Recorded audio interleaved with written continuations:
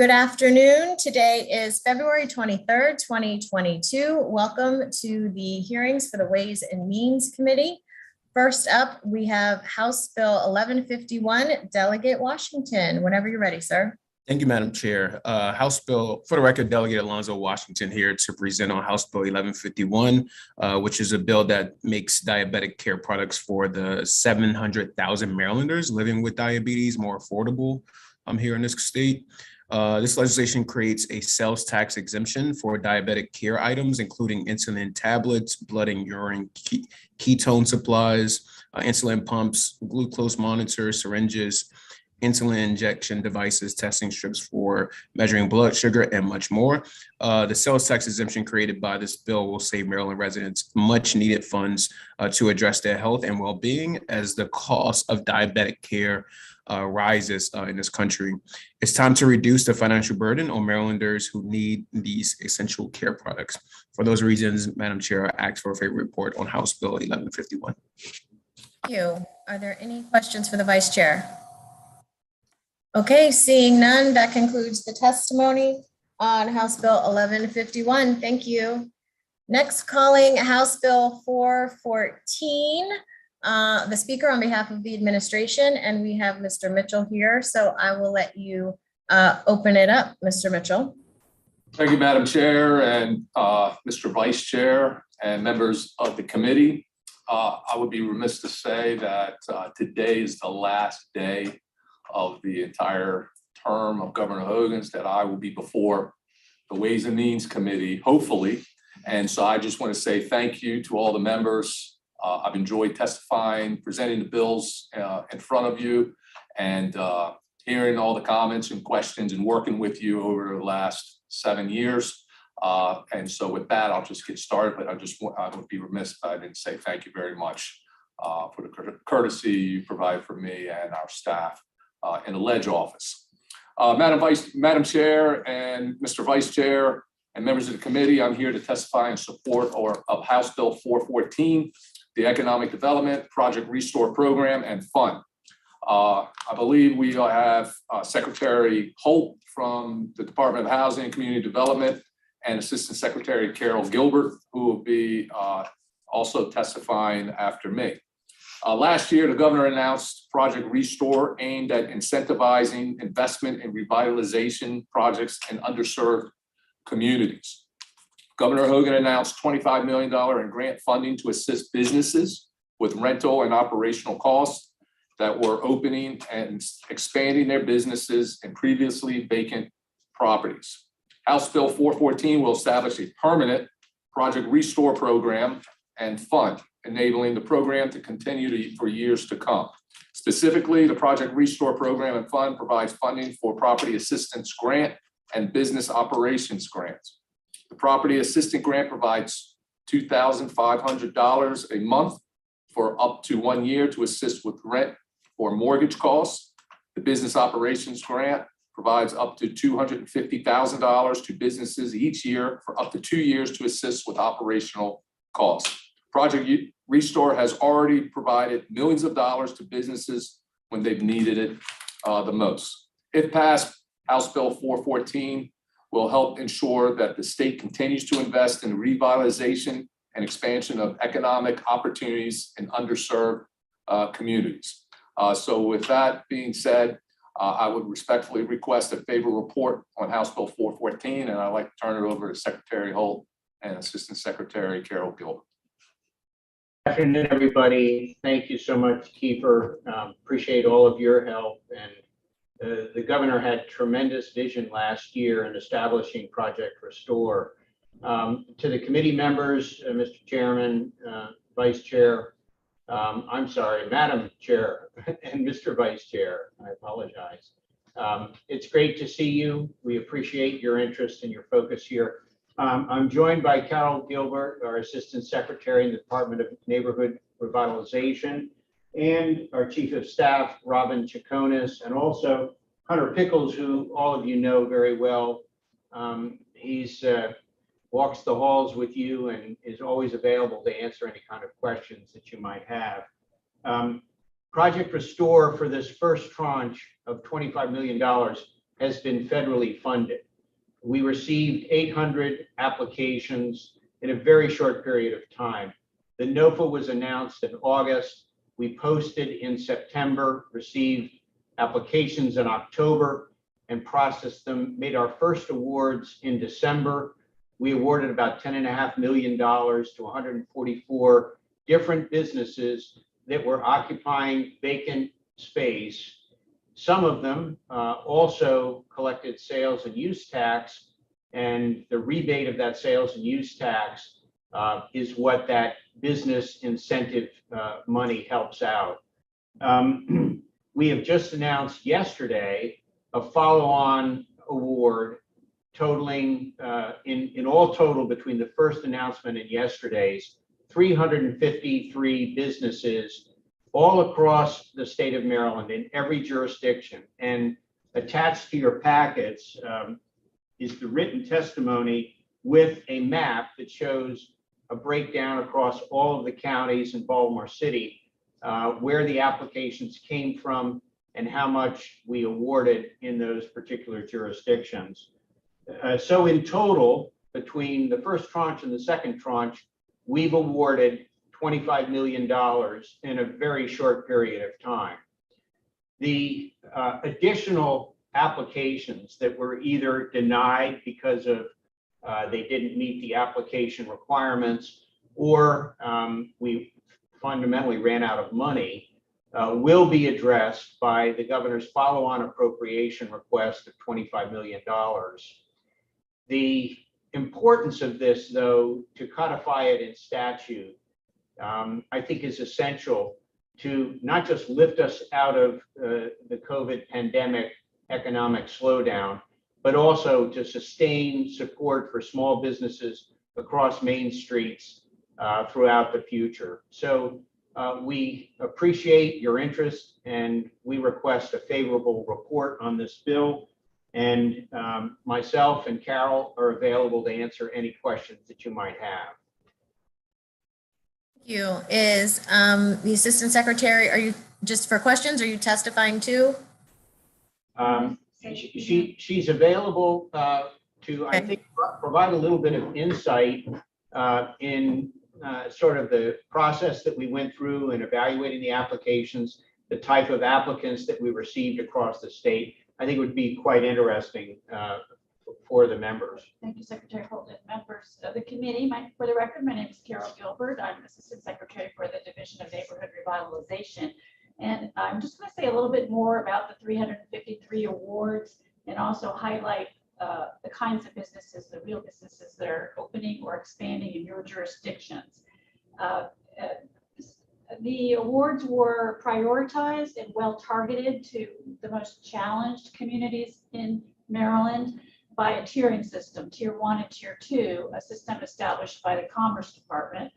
And 75% of Project Restore awards have gone to Tier 1 communities, the most challenged Maryland communities, which includes 13 counties throughout Maryland.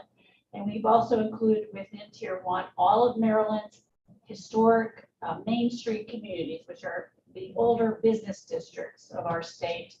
There are 33 outside of Baltimore City, and there are 8 in Baltimore City. So 41 Main Streets were prioritized. And also the state's 149 opportunity zones, which exist in all of Maryland jurisdictions, were part of Tier 1. Within that award of 353 awards, 54% of awards indeed then ended up going to our Maryland Main Street and Baltimore City Main Street communities. So approximately 175 awards are going directly into our state's older historic business districts to revitalize those as great places to shop and work, but also to open new businesses or expand businesses. 37% of the awards went to our state's designated opportunity zones. And in terms of a more specific look at the numbers of awards in jurisdictions, the highest number of awards went to Baltimore City at 90, which is 25% of the awards. The next highest at 34 are being invested in Prince George's County, approximately 10%. Washington County businesses are receiving 30 awards. So would you like to say the county is sort of punching above their population weight? They worked very hard to promote the program. Most of those awards are going into the main street of Hagerstown. Baltimore County and Montgomery County round out that top 6 with 27 and 24 awards respectively. In terms of overall impact, these awards will instantly create 400 more full-time jobs for Marylanders, and they're leveraging another $50 million in private investment. Some examples of these projects go across the range of retail, office services, manufacturing, and industrial. In Baltimore City, for instance, a bakery called Crust by Mac is expanding. They are a women-owned business. A business called OE Handmade is expanding into a manufacturing facility in Baltimore City, also a woman-owned business. In Baltimore County, a longtime family-owned catering business, White House Caterers, is expanding their operations into a vacant historic chapel. In Carroll County, the community of Sykesville, on one of our main streets, a new business, What a Day Cafe Coffee Shop, is opening up. In Cecil County, in Rising Sun, a business called Bob Turtle Brewery is expanding. In Frederick County, a new kombucha, which I've never had, but I will certainly try, is opening up in Frederick City's Main Street. In Howard County, the nonprofit Fund for Art in Ellicott City is expanding into a gallery space to provide free and affordable gallery space for artists. In Prince George's County, a new business called the Free State Distillery is opening in Upper Marlboro and Capitol Heights. A new retailer of baked goods, Leela's Pure Goodness, is opening in Capitol Heights. Thank you, Assistant Secretary. I'm going to have to ask you to stop there. Is that information, did you provide it to us written? I'm sure they can take a look at that, the members. We do have some other folks signed up to testify, so I'm going to call on those folks for 2 minutes, please. Claudia Wilson Randall.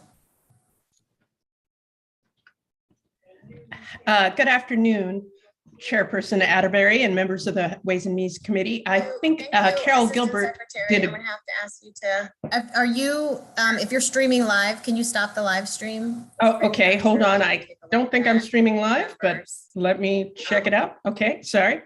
Sorry about that. Better? My name is Claudia Wilson Randall. I'm the Executive Director of the Community Development Network of Maryland. I'm happy to be here today. I'm excited about the prospect of making Project Restore a permanent program within the Department of Housing and Community Development. I think Carol Gilbert stole some of my thunder, so I'm going to make it quick. I just want to say that the community commercial corridors are the economic veins of the communities throughout the state. And funding for programs to improve the property conditions or stores and to make those clean and green corridors and to organize shop owners and make market corridors a mix of vibrant businesses is in short supply, and it's critical to the recovery from the COVID pandemic. So I'm really excited about the prospect of making this a permanent program within the department. And I want to say that our members, just looking at, Carol was talking about the great variety of businesses. I was just looking at Passionate Paws and Claws in Arundel County and Sandstone Primary Care in Allegheny County and River and Trail Outfitters in Talbot County, as well as Agape Coders in Kent County. It's just a great variety of businesses that have benefited from this funding. So with that, I'm going to stop there and ask for your favorable report of House Bill 414. And thank you so much for your time today.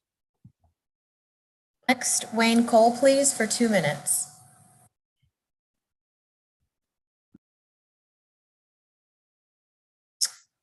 Mr. Cole, I did see him on here.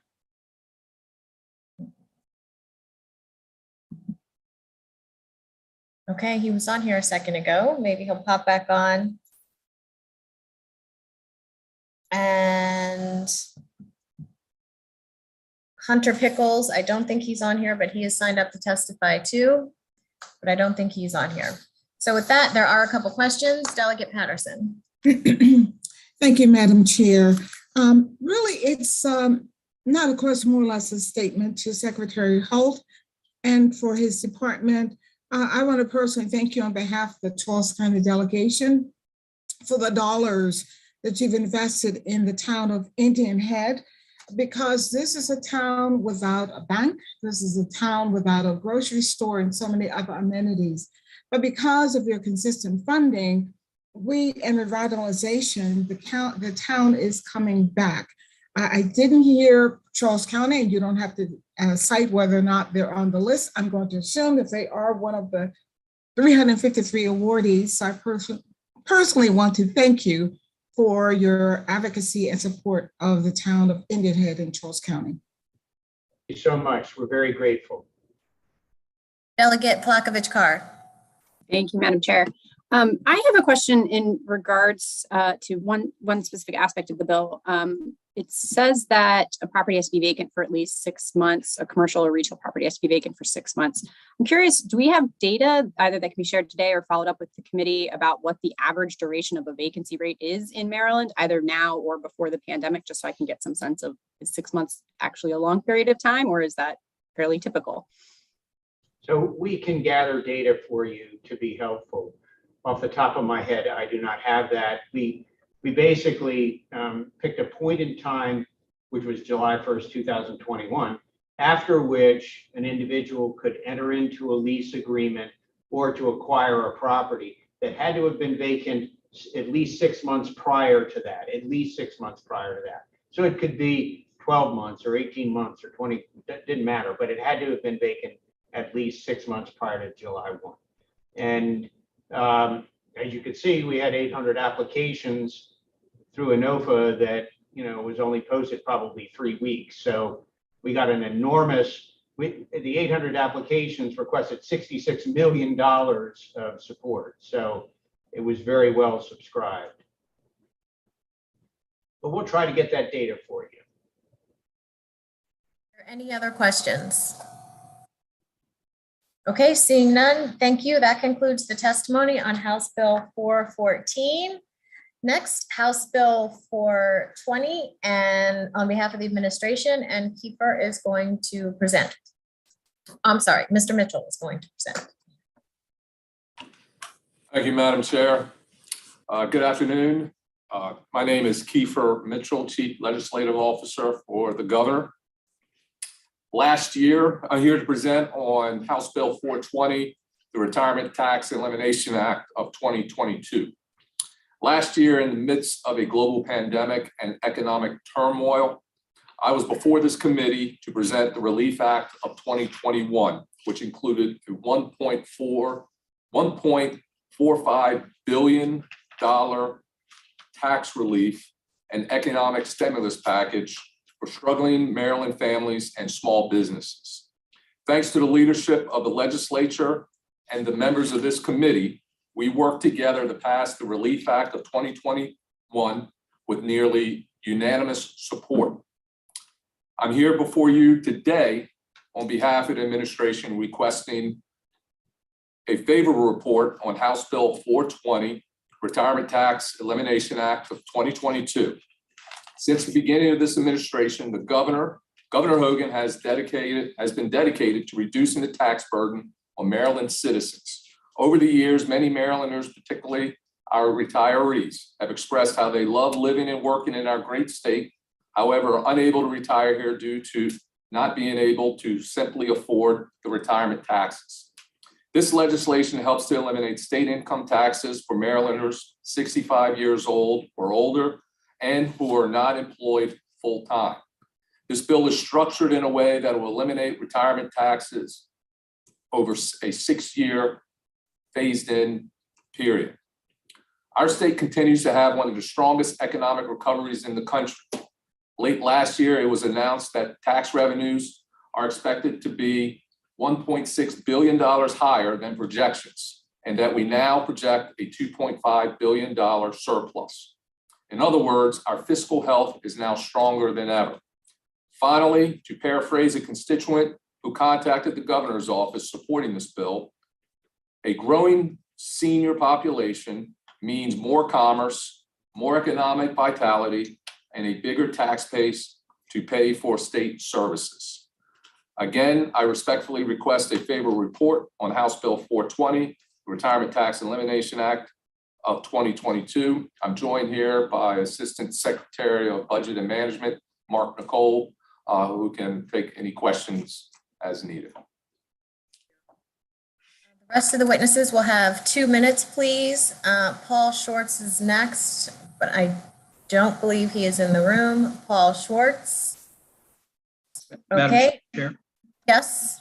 Hi, Mr. Schwartz is next. I'm Bob Doyle. I'm on the list too. Mr. Schwartz is next door testifying right now at the Senate Budget and Taxation, but I'm prepared for Norb's testimony. Okay, you can go ahead. Thank you. Go ahead, Mr. Doyle. Thank you. Thank you, everyone, Madam Chair and the committee. I'm giving the statement for NARF, the National Active Retired Federal Employees Association of Maryland State Legislation Committee. We are strong supporters of HB 420. We have been supporting the governor's and the administration's tax relief bills for the past few years. And we have a whole lot of reasons why. We just got the governor's representative giving us a good summary, but some other things. Retirees, people say they retire to Florida for the weather, but you sure don't go to Delaware or Pennsylvania for the weather, you go for the taxes. And several studies going on out there show Maryland ranking last or very poorly for a place to retire. When Marylanders leave, they take their tax money and their buying power and their community services with them. Paul just recently had a military couple that he knew talked about, they moved from Waldorf, Maryland to Gettysburg, and they saved $24,000 on their taxes their first year living in Pennsylvania. So we are very much hoping that 420 will be successful this year. Just remember that seniors who stay, they are valuable individuals. They're good neighbors, they pay their bills, they very much volunteer in the community, and they have a lot of discretionary income to spend. If you lose something in revenue by losing senior taxes, you're going to gain by building a stronger fiscal base by keeping these seniors in Maryland. My colleague Bob Goldberg sent a detailed white paper we did recently with a lot of data on this, which I hope you guys will be able to take a look at, and we can talk about any questions you might have with that.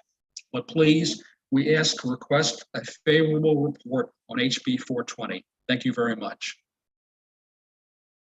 I'm going to call Tammy Bresnahan for 2 minutes and turn it over to Mr. Vice Chair. Hi, good afternoon, Madam Chair and members of the House Ways and Means Committee. I'm Tammy Bresnahan. I'm the Director of Advocacy for AARP Maryland. We support House Bill 420, Retirement Tax Elimination Act of 2022. I got to say that this bill has generated a lot of interest among our members. I've received over 150 emails asking AARP to support this legislation.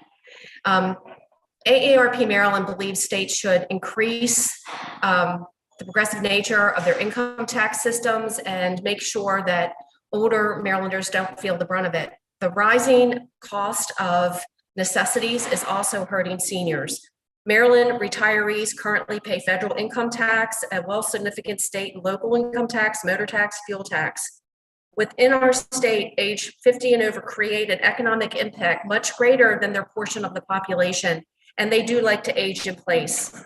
According to our longevity economy, a report prepared by Oxford Economics for AARP, older Marylanders and older generated 39% of the state's gross domestic product in 2018, totaling $163 billion. We applaud the governor for bringing this bill forward. We ask you to give House Bill 420 a favorable report. Thank you very much. Thank you. Any questions of the witnesses? Seeing no questions, thank you very much. We're going to go to the unfavorable from Mr. Christopher Meyer.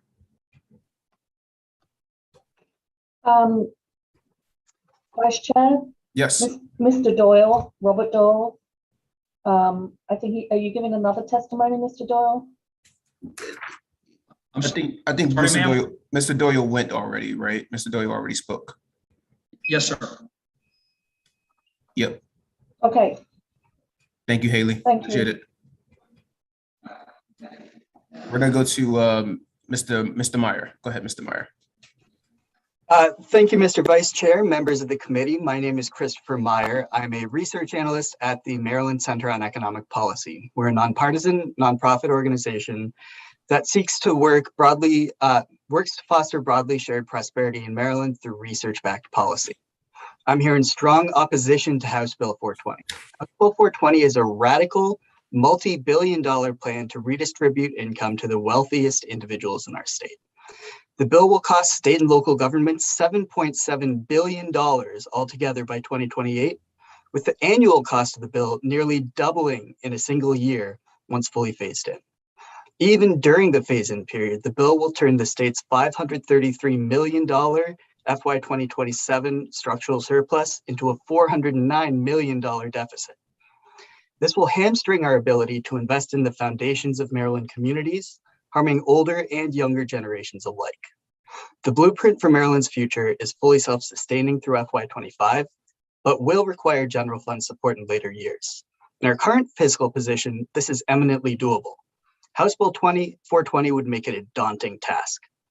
House Bill 420 would also make it harder to fund public health and long-term care, investments that are especially crucial for older Marylanders. What's more, House Bill 420 is a windfall for the wealthy few.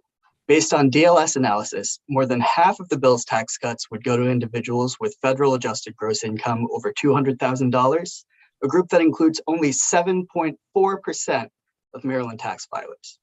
The wealthiest already pay a smaller share of their income in state and local taxes than the rest of us do. Because of this, the bill would further tilt the scales of opportunity against Marylanders of color. Maryland already grants significant tax advantages to seniors, costing $600 million in FY 2020.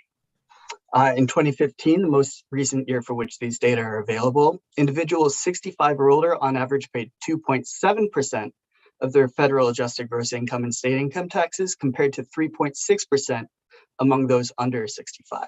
Finally, strong evidence shows that tax policy isn't an important— Hey, Mr. Meyer, can you wrap up for us, please? Sure, absolutely. Tax policy is not an important consideration when people decide where to live. Strong evidence and the wealthy move less often than the rest of us do.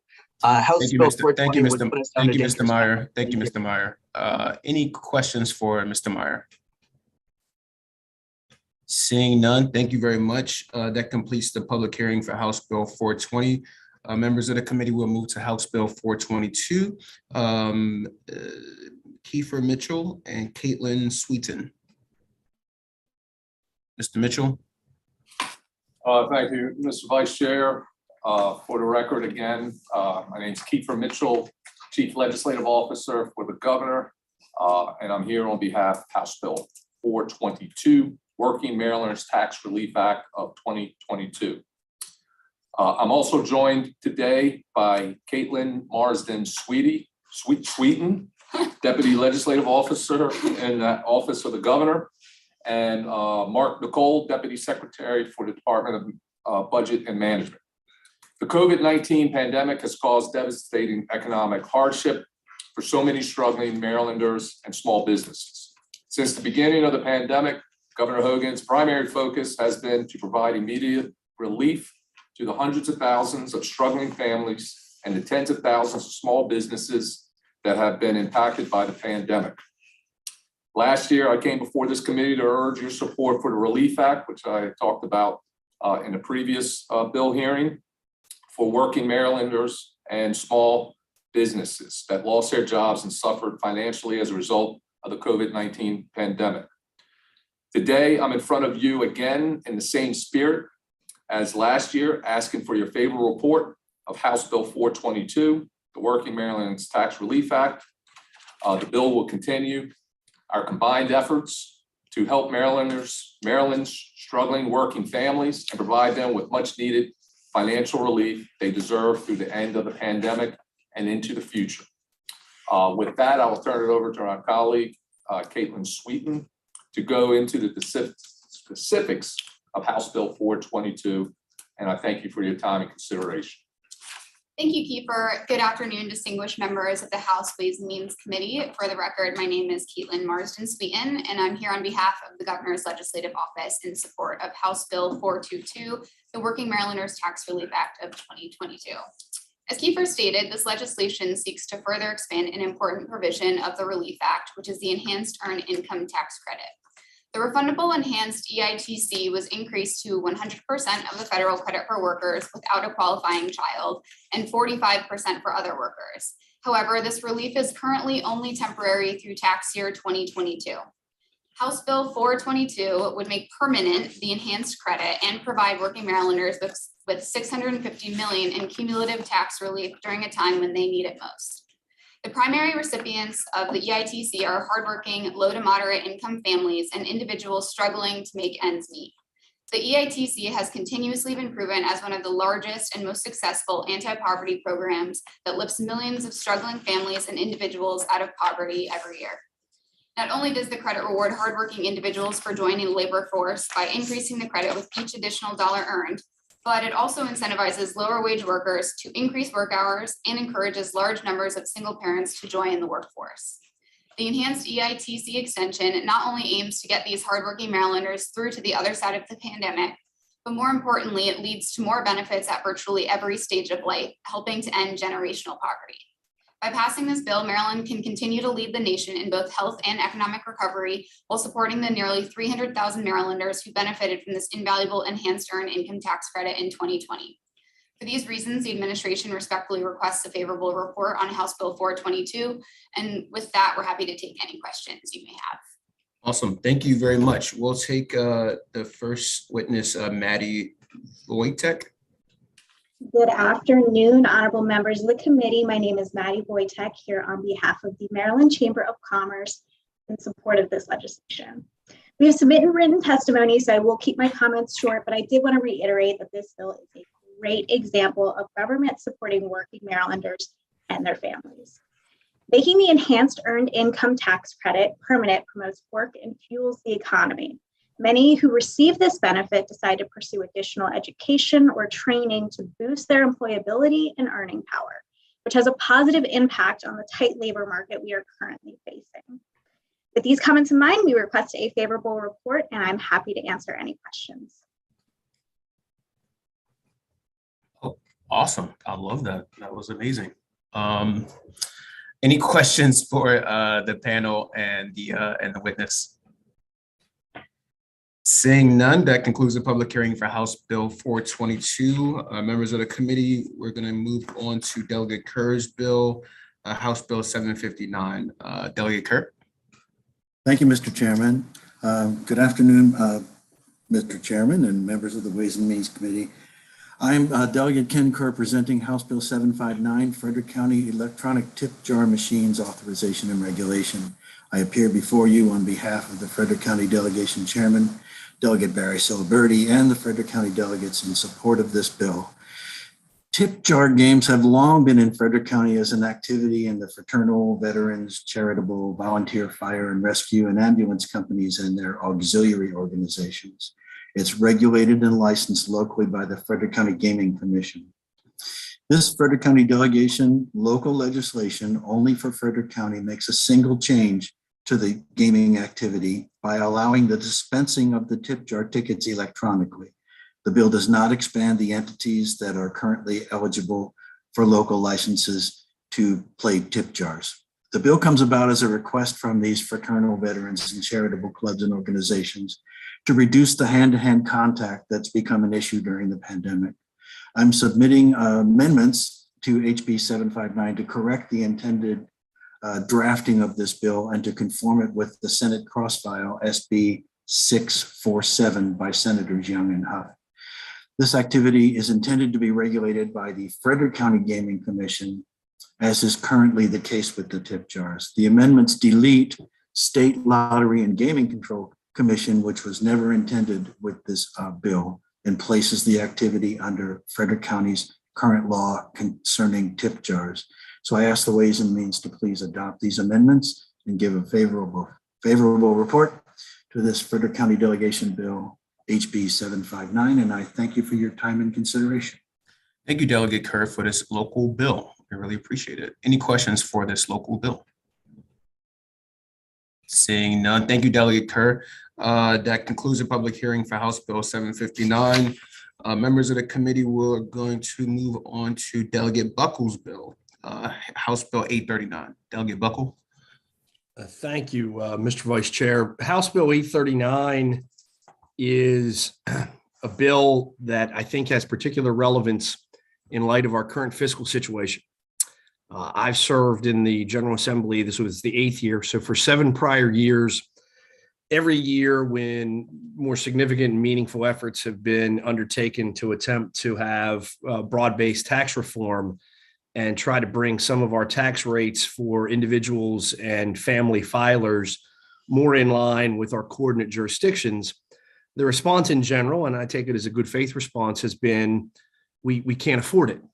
We don't have the fiscal elasticity in our budget and with our professed needs or objectives to afford meaningful, significant adjustments to our tax rates and to our tax system in an effort to ensure lower taxes on our residents, on our small businesses.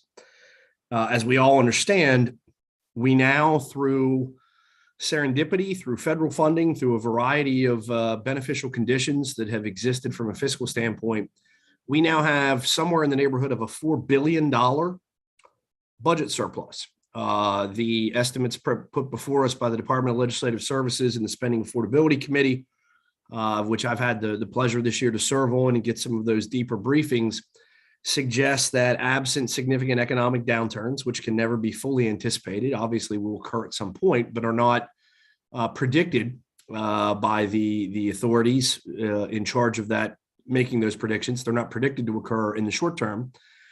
We have $1 billion and in excess of $1 billion, sometimes multi-billion dollar surpluses for the foreseeable next few years, forecastable budget years. And so the question that confronts each of us as legislators is, what do we do with that money and where did the money come from? Some of the money came from the federal government, obviously, but some of the money came from the fact that simply we are pulling out enormous chunks of cash from our citizens. The tax burden is in Maryland is relatively substantial in relationship to most other states in our region. Maybe that's a good thing. Maybe our services are good. Maybe some things that we provide are better than what Delaware or Pennsylvania or West Virginia, for example, may provide. But the truth remains that our tax bite at the state level is significant. And what HB 839 does is it simply does really 2 things. It adjusts the specified income tax rates. It's a fairly minor and moderate rate decrease, which should illustrate to all of us how much we really tax people, because even by lowering the rates a minor and moderate amount, you have a hundreds of millions of dollars of impact on the fiscal projection. And in addition, it allows an individual to itemize deductions for state income tax purposes without regard to whether that individual itemizes on the federal income tax return. Those of us on the committee for the last several years will recall that when the federal tax reform bill, I believe 2017, went into effect in 17 or 18, that bill changed the standard deductions at the federal level, and it resulted in most filers, other than a handful of very, very wealthy filers and some idiosyncratic folks with deductions, most filers at the federal level elect to take the standard deduction rather than to itemize their deductions as they previously would have. We did not couple our standard deduction. We didn't increase it to the same level or to the same coordinate level as what the federal government did.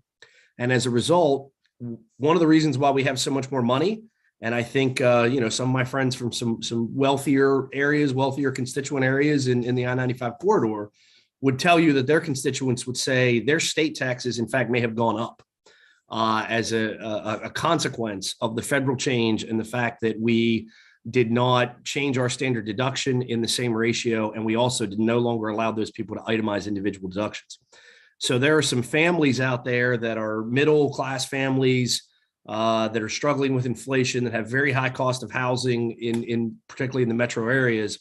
and they're actually paying more in state taxes. They may be getting a federal break, but they're paying more in state taxes today than what they were 3 or 4 years ago.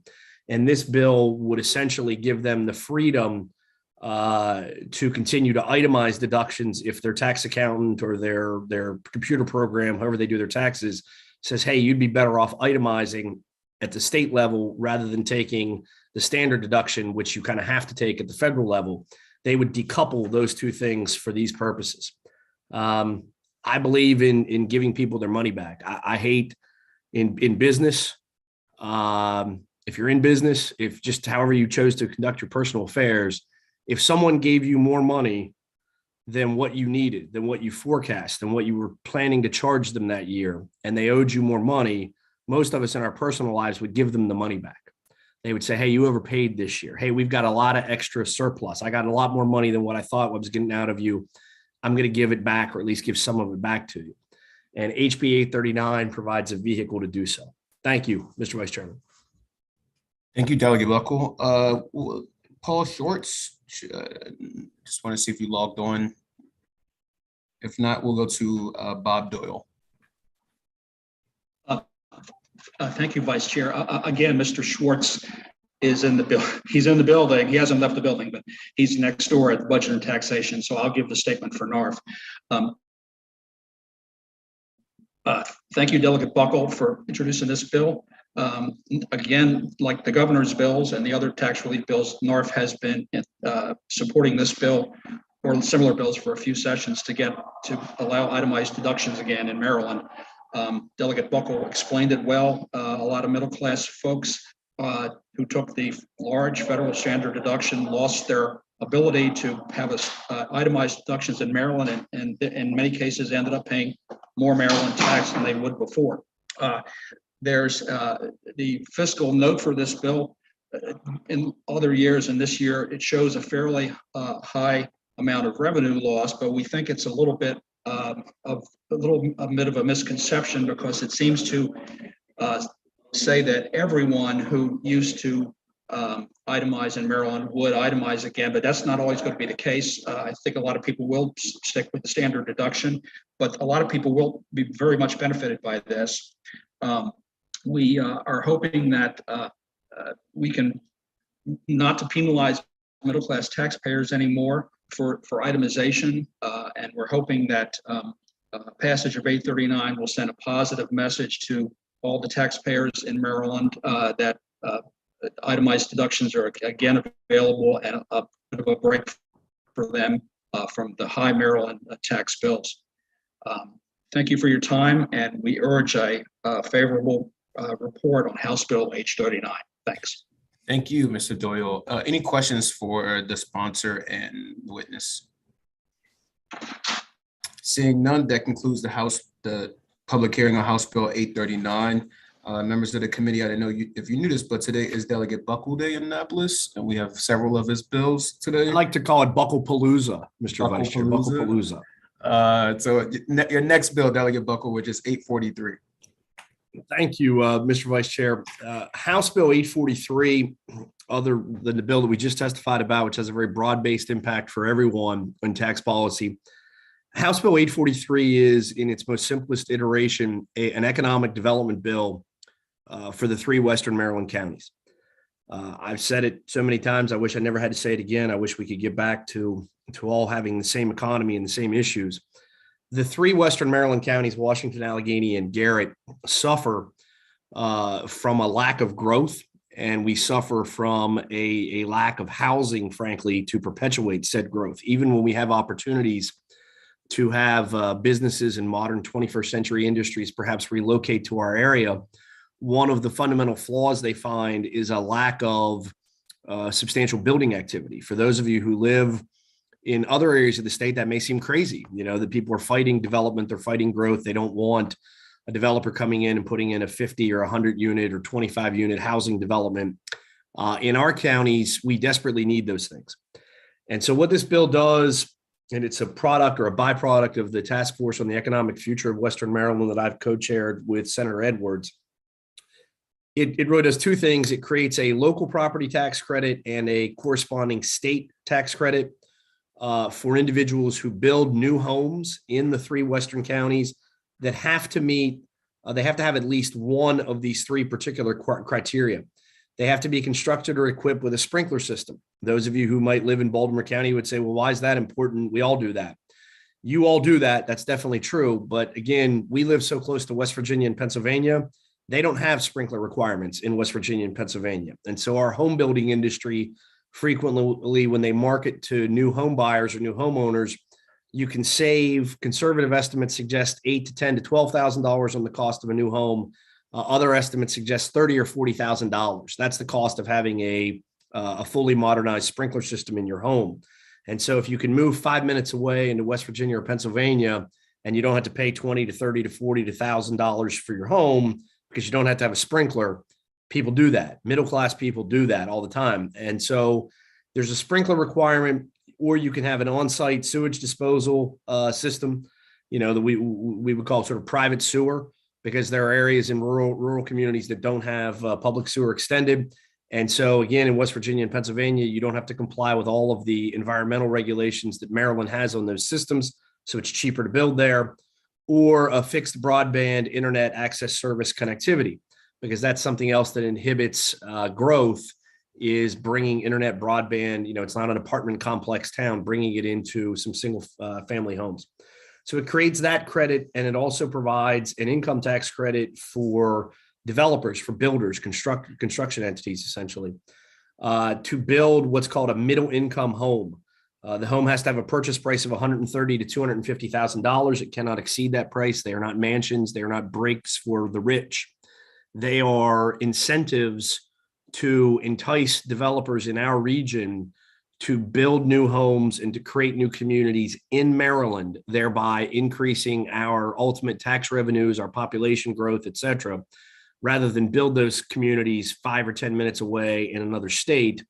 That still, those people still view themselves as they come to work in Maryland.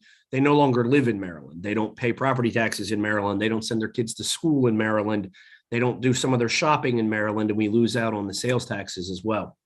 So I think you'll find, if you get a chance to look at the written testimony, the Community Development Network of Maryland that is there to help get middle market housing and housing for lower income individuals fully supports the bill, as does the Maryland Building Industry Association. So you don't see those disparate sources all working on the same bill.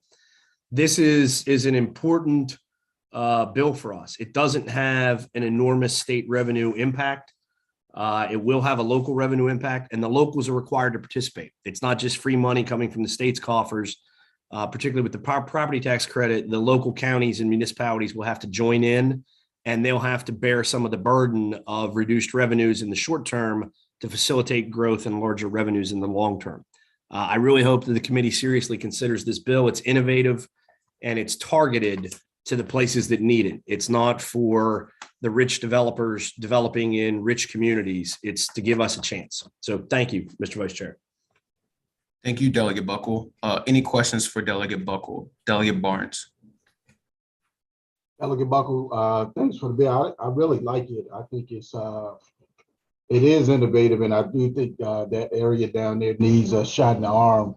But more importantly, where's the local government? Are they on board with this? Because the short-term effect is going to affect their bottom line, which I think, can they sustain that with the hopes of it coming back in the long term? Yes, and I thank you for that question, my friend. A Washington County Commissioner, an Allegheny County Commissioner, and a Garrett County Commissioner all were members of the task force on the economic development of Western Maryland, from which this bill was hatched as one of the recommendations. They all voted unanimously for the bill.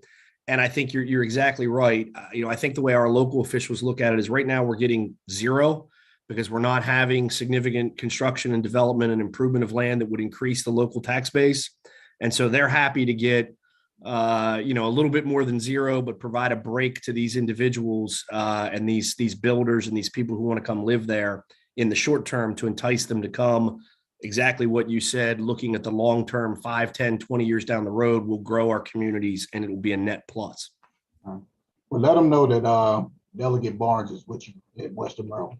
I thank you, my friend. I appreciate it. I'm sure they're looking forward to that. Hey, Delegate Barnes has been to Rocky Gap. I've seen him. I mean, he may be banned from the casino because he wins too much, but he is well liked in Western Maryland. All right, thank you guys. That concludes the public hearing for House Bill 843. Members of the committee, we're going to move to House Bill 945. A familiar face here in Ways and Means, Delegate Shoemaker. It's a sponsor-only bill, and it's your bill, Delegate Shoemaker. Thank you, Mr. Vice Chair, my friend. It's good to see you. It's good to be back on Ways and Means with you good folks. This is a very simple bill because, as I've often said, I'm a very simple fella. So many of you, I suspect, in your respective legislative districts have Lions clubs in your community. I know I've got a ton in mine. They are an organization that is, has clubs throughout the state of Maryland, in fact, throughout the world, as a matter of fact.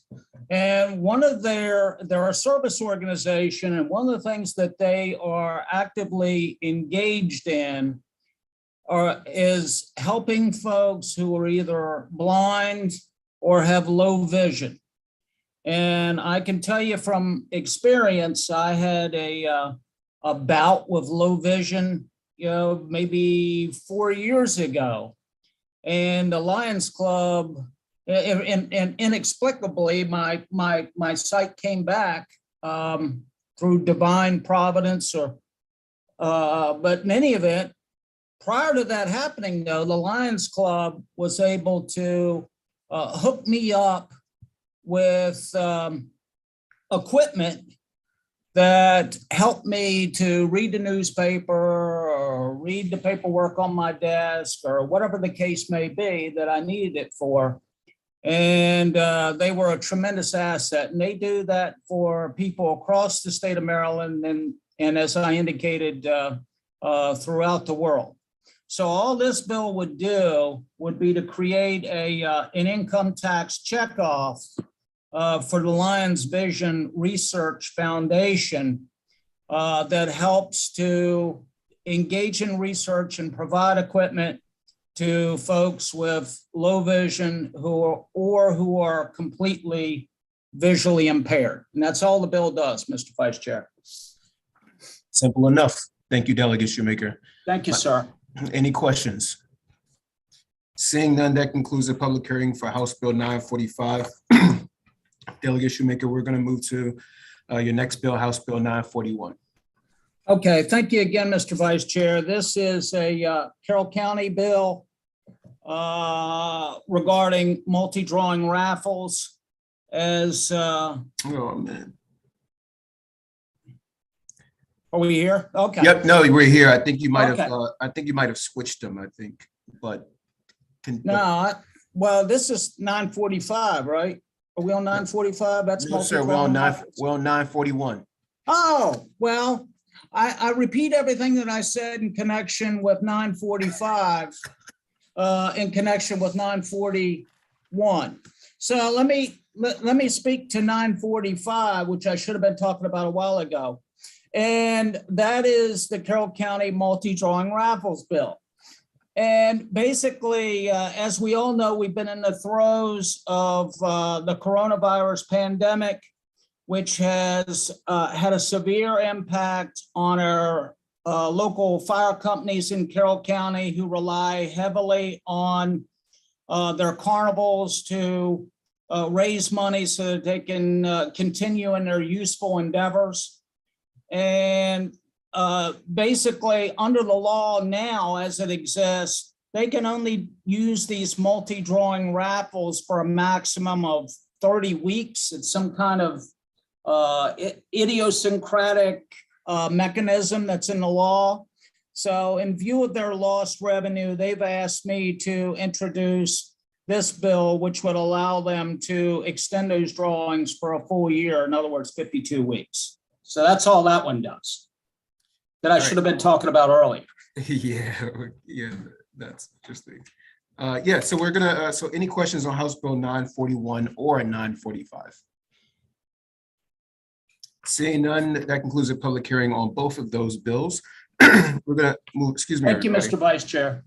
Thank you. Thank you, Mr. Minority Whip. Good to see you, sir. Congrats on your new post. Thank you, sir. We're gonna move on to House Bill 730, back to Delegate Buckle, Maryland Innovation Initiative Program. Thank you, Mr. Vice Chair. I appreciate it. House Bill 730 is again one of the bills that, in fact, was the product of the Task Force on Economic Development of Western Maryland that I discussed, but quite frankly, has an application that would extend statewide, and I think would probably benefit many colleges and universities within your own jurisdictions and communities. We have something in Maryland called the Maryland Innovation Initiative, MEI. And what the MEI requires is it matches or provides matching grants to those universities that have a certain level of contribution from private sector entities. It's no surprise that in many cases, not all, the majority of these large contributions, currently the minimum threshold for a matching contribution is $500,000. And it's no surprise that the majority of the universities that get these enormous contributions, although I know Jeff Bezos' ex-wife made a significant contribution to some of the HBCU entities in Maryland recently, which is great. But traditionally and historically, and the way it really works out, absent some of those, rare events, is that the majority of people who get these $500,000 and up multi-million-dollar contributions and then apply to get matched are places like the University of Maryland, Johns Hopkins University, and other places that, quite frankly, have a very large operating budget already. And so smaller universities, including Frostburg State University, which is part of the economic linchpin of Western Maryland, if we want to have a solid future, we need to increase Frostburg State University. I'd mentioned Frostburg State University is one of the most diverse universities in the state. I believe outside, at least as 2 or 3 years ago, outside of the HBCUs, it had the largest population of minority students in the state. And it is a very diverse institution. We have several members of our own General Assembly, Delegate Bridges, Senator Hayes, are all graduates of Frostburg State University who, did not grow up in Western Maryland. And so all this bill does is it lowers the threshold for the qualified donation that can qualify for the match from $500,000 to $200,000 for those universities, not for the big boys, not for the rich boys, but for those universities that have an annual unrestricted current funds budget of less than $250 million. As the fiscal note indicates, that is, I believe, 6 of the 11 University System of Maryland institutions would qualify to potentially get more grants or really participate in this innovation initiative program that helps to grow our universities, that helps to make them the forefront of technology programs for our students in the future. We talked a lot about HBCU funding, and I appreciate that. And I think that that's something that we need to do. All of our universities need help other than maybe the big boys. I think Mr. Vice Chair is a graduate of the University of Maryland College Park. I'm a huge Terps fan. I'm a graduate of the Law School of the University of Maryland. We're not trying to take anything away from the programs that they can have, or Johns Hopkins or other places. We're trying to include everyone in this innovation initiative program. It also would allow you, for in full clarification, the donation to meet the threshold that would now go from $500,000 to $200,000 for these smaller colleges. The donations could be bundled together. So you could have a group of individuals from a particular company or place of employment that said, hey, we want to bundle together and donate to this institution in our community or our alma mater. A family could bundle their donations together to meet that $200,000 threshold to qualify. We think that this would be a game changer, not just for Frostburg State University, but for a variety of other colleges, places like University of Maryland Eastern Shore and other universities in our system. I don't think there's really any opposition to it. From what I've seen, the Maryland Association of Community Colleges is very interested in it and supportive. I would say the fiscal note to me, I don't know, it's not very much of a fiscal note, but the fiscal note to the extent it exists seem to suggest that it'll cost money because the Department of Commerce will have to hire more people. We've had this discussion in our revenue subcommittee and the committee before. I think that's a fallacy to suggest that we'd have to hire more people to administer an existing program that maybe just gets a little bit more use, a few grants a year for these, some HBCUs and some places like Frostburg State that otherwise really aren't taking much of an advantage of the program. So I urge a favorable report. Happy to answer any questions. Thank you, Delegate. We're going to take Mary Clapsaddle. Clapsaddle. Thank you, Delegate. Good afternoon, Mr. Vice Chairman, members of the Ways and Means Committee. It's good to see you all again. I'm Mary Clapsaddle, representing Frostburg State University, and I am pleased to support House Bill 730. This, as Delegate Buckle said, is another outgrowth of the Task Force on the Economic Future of Western Maryland. This program was created in 2014 to support research and faculty endowments on campuses by matching those private donations to double the size of the research endowments. As early as 2016, just 2 years after the program began, the Authority Board wanted to consider ways to make the program more accessible to smaller schools. In 2017, the ability to bundle donations was enacted, which helped in that regard. This bill would make the program accessible to smaller public universities, which have very different, smaller and different donor bases than the big guys and the elite institutions.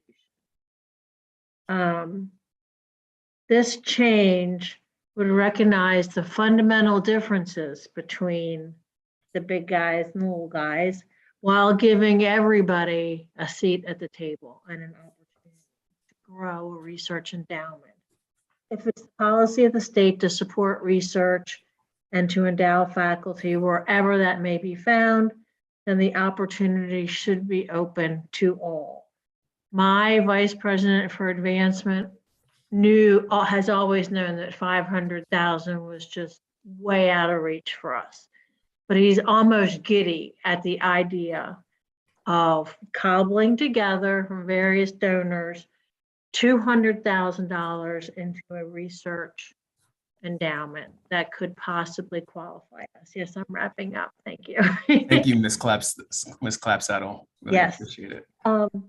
And we would just say, it's very hard for us to raise money that's not for scholarships. So that's the added hurdle that a school like us would have. Thank you, Ms. Clapsaddle. Appreciate Thank you. it. So Thank you I would urge favorable committee report. Thank you very much. Question from Delegate Barnes. Thank you, Mr. Chairman.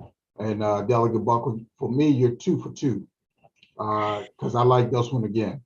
But I do want to know, what are the 6 other qualifying colleges or universities in the state? And before you answer that, I think, we need to look at maybe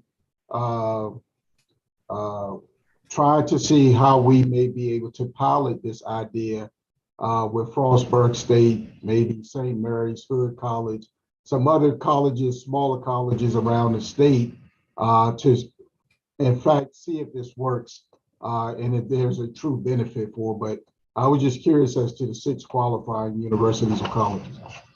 May I? Yeah, I don't have the list right now. Ms. Clapsaddle may know. I know Frostburg State and University of Maryland Eastern Shore, the HBCU on the Eastern Shore, or at least 2 of them, but she may know the other ones within the Maryland system in particular. I do. It would be Bowie State, Coppin State, University of Baltimore, Salisbury University, UMCES, and the St. Mary's College of Maryland. Yeah, see, because they're all public schools, we were able to identify that $250 million threshold. Yeah, listen, I'm all for our HBCUs, but I think for me, the intent would be to really figure out how we can help some other colleges and universities in the state of Maryland. And like I said, looking at some of these other smaller colleges in the state that could use that type of endowment or help would be the direction that I would want to go in to really figure out how we can be creative because I think the impact of and the social impact of students and being able to kind of help spread that around is beneficial for me. That's absolutely right. I mean, there's lots of economic development studies that suggest having a university in your community is a significant economic development plus, both short term and long term. So I appreciate that. See, the chair is back. We're gonna go to Delegate Fellmark and then pass it over to the chair. Thank you so much. Delegate Buckle, thank you for this bill. I too really appreciate this bill and what you're proposing. I do have a question about an item in the fiscal note, and I'm not sure if you can speak to it or maybe we can follow up offline. I know the Maryland Association of Community Colleges is in support and appreciate that, but there is a note here that less grant funding would be available for public four-year institutions and Baltimore City Community College. And I'm not sure I entirely understand all the details there. I just want to make sure we're not inadvertently hurting that base funding, which I think that base funding for our community colleges is really critical. And I think you would agree. So I'm just wondering if we can look at that and see if there's some way to kind of hold harmless on that. So yeah, I'm not really sure. I saw that too. I'm not really sure where that analysis is, other than, it's one of the things we deal with in the committee. If you have a static fund and you have more people who could potentially apply, maybe it changes the recipients out of the static fund. I don't think that, we've limited the funding, not limited intentionally, but limited by the conditions of the requirements. So Baltimore City Community College appears to be the only community college that really is potentially included in it now. I assume that's because their operating budget is so much higher and they can qualify, or because they're getting larger donations. It's rare to get a $500,000 and up private or endowment foundation contribution to a local community, Howard Community College or Allegheny Community College. It's pretty significant. And so I'd certainly be willing to work towards, if we have to do something that says, hey, we would increase the cap on the grants if it is demonstrated that it's actually diminishing the grants to existing universities. I don't have any information to suggest, and I don't want to say this and be wrong, but we can look into it. I don't think that the funding, the matching grant funding has ever been hit at 100% of what they think it will be. I don't think that there's enough of the large donations to the large institutions to completely deplete the fund in most years, absent something like Mr. Bezos's ex-wife making a once in a lifetime donation. That usually doesn't happen. And so I'd be happy to talk with you and work with the committee about that. But I don't think that it would actually have a net effect of diminishing what the other already qualifying institutions could probably get. Okay, thank you. Are there any other questions from the committee? Okay, seeing none, that concludes the testimony on House Bill 730. Thank you, Mr. Vice Chair. And now calling House Bill 733, Delegate Metzger, and there's one other witness. Delegate Metzger, welcome whenever you're ready. All right. Thank you so kindly. And it's a joy to be back with you, Madam Chair. And by the way, I didn't get an opportunity to officially welcome you to your new position, but I appreciate you there. Mr. Vice Chair as well, distinguished members. Once again, let me start off by saying it is always a treasure to be with you. For the record, I'm Delegate Rick Metzger from Legislative District 6 in Baltimore County. And this bill would place video lottery machines or slot machines at the Baltimore-Washington International Thurgood Marshall Airport. This, my friends, is not a new idea. Our former colleague, Delegate Eric Bromwell, proposed this bill several years ago. It's an idea whose time has come for now. And I truly believe, if you think about it, you already have a captive audience. You have people that are having layovers, waiting for their next flight, canceled or rescheduled flights. And instead of being the hotel tax, this bill would absolutely generate great funds, primarily from out-of-state travelers, and should not impact the other casinos locally. If this bill should pass, it would have to come before the voters as a referendum on the ballot. And I truly respectfully ask for a favorable report on House Bill 733.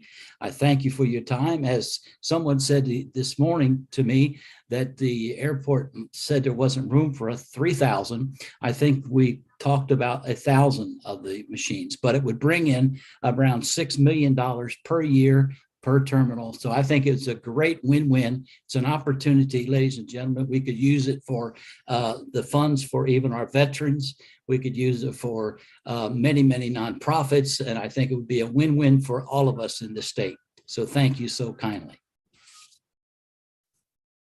Rachel Blackman for 2 minutes. I'm sorry. I don't know why I called you Rachel because your name is Jessica. So now we'll have Jessica Blackman for 2 minutes. Thank you, committee members. I am Jessica Blackman, and I am a student attorney at University of Maryland School of Law's Public Health Law Clinic. I am offering testimony in opposition to House Bill 733 for 2 reasons. 1, the presence of video lottery terminals or slot machines at the airport would negatively affect vulnerable individuals.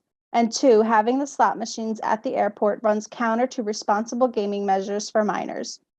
First, Maryland law establishes the voluntary exclusion program, which allows gamblers with high risk of problem gambling to exclude themselves from gambling facilities, and it also requires slot machine license holders to exclude or eject individuals on this exclusion program list. Here, House Bill 733 does not describe where the slots will be located in the airport or if there will be any security to accommodate individuals in the exclusion program. As a result, those in the program who are generally trying to better themselves will essentially be forced to either not enter the airport at all or violate the program and run the risk of emotionally triggering themselves to unnecessary exposure to the slot machines. Second, state law also requires slot machine license holders to not allow those under 21 to play slots or be in the areas where slots are located. Again, the vague language of this bill does not demonstrate compliance because it does not discuss the location of the slot machines in relation to the general public in the airport or any security measures. Therefore, there is no guarantee that minors will be adequately protected from exposure or access to the slot machines. Lastly, I would like the committee to also note that this bill unreasonably entices individuals into gambling when they normally wouldn't, and by turning this gateway to our bountiful state into an unnecessarily gambling destination. For these reasons, I urge the committee to give an unfavorable vote to House Bill 733. Thank you. Thank you. I see Delegate Barnes has a question. Thank you, Madam Chair, and thank you, Delegate Mesker. I was just confused. Is your bill to approve slot machines at the airport, or is this a referendum that you want on a referendum come November? Come November. Come November. Okay. And then my other question is, how many other airports have slot machines in? I know that Las Vegas, of course, I know New Orleans does, and I think, if my served me right, Biloxi, Mississippi. I'm not sure about that, but I'm pretty sure they do. Yeah, and then, yeah, I would just like to know what is the success of those slot machines at those other airports, and then what Jessica just raised, what is the how do they monitor or manage the usage of those machines to prevent minors from playing? New Orleans and Las Vegas, they're roped off. Okay. All right. And then my last question, Madam Chair, who would own these slot machines? Is it the state or would the airport themselves own? The state. Thank you. Questions? Okay, seeing none, that concludes the testimony on House 733. Thank you, Delegate Metzger, and thank you, Ms. Blackman. Next, calling Delegate Buckle. My apologies, Delegate Buckle. House Bill 845. You were set to go back to back. That was fine. That gave me an opportunity to eat part of my lunch that the local establishment that I went to eat lunch at didn't actually produce my meal. So I had to go get another lunch. So I was happy to have you hear that. I don't want to make it seem like Delegate Hornberger that I ate 2 lunches. I only ate 1 lunch. but there was a mix-up. So I actually appreciate the break. House Bill 845, for the record, Madam Chair, Delegate Jason Buckle presenting the bill, is a bill that is designed to try to provide some assistance, some relief to a segment of our community and our citizenry that we're all more appreciative than ever, perhaps, of, which is healthcare workers. Healthcare workers, as we all know, since the onset of COVID-19, have had some of the most difficult jobs in the world. They have been beset with long hours. They have been beset with additional risks to their own health and their family's health. They have been subjected to a tremendous amount of stress and financial dislocations that come from their jobs, whether it's switching jobs, moving jobs, having to take on more than one job in order to effectuate the needs that we've all experienced as a community in this pandemic.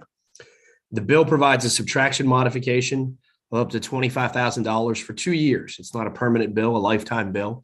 It's simply an incentive-based bill, the same way that I think our committee is advancing other bills this year that are designed out of good public policy to sort of confront very particularized or segregated needs, whether that be sales taxes on diapers or other healthcare products.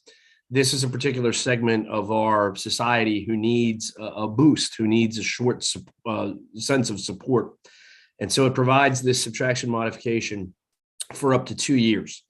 The bill, I think, as drafted, if you look in the some of the comments from a variety of healthcare organizations, they are all suggesting they want the bill. They actually want it expanded, and I'm perfectly fine with that. I will tell you that I work closely with Senator Quarterman from the Budget and Taxation Committee on this bill, and some of the language was his language, quite frankly, that we just sort of copied over. And so the individuals who would benefit from it, primary care, OBGYN, pediatric, behavioral health services, or dental services individuals could certainly be expanded, as some of the advocacy groups have indicated, to have a broader definition of healthcare worker, or to specifically include the one that jumped out to me that should be specifically included as emergency room personnel. We all understand that our emergency room personnel have had a nightmare of a time over the last several years. It's a difficult job under the best of circumstances, and it's been quite a while since we've seen the best of circumstances. Tax policy sometimes isn't the right way to effectuate social policy. I think we see that here on our committee, but it is a meaningful way to reward and incentivize behavior. When we have healthcare workers and nurses in particular dropping out of the profession in record numbers, or leaving our area from the profession in record numbers, the ability to say to them, hey, there's some incentives here for you, there's some bonuses here for you, there's some tax benefits here for you, stick it out. We're going to see the end of COVID-19. Let's pray to God COVID-19 isn't going to be here in COVID 2023. And we're going to see that end, and you're going to be able to get back to your normal work life. And we're going to incentivize you to stick with it, because we have a shortage of nurses. We have a shortage of healthcare professionals. And this bill is intended as perhaps a phalanx of alternatives of how to use tax policy and regulatory policy to help these people as they have helped us. Thank you, Madam Chair.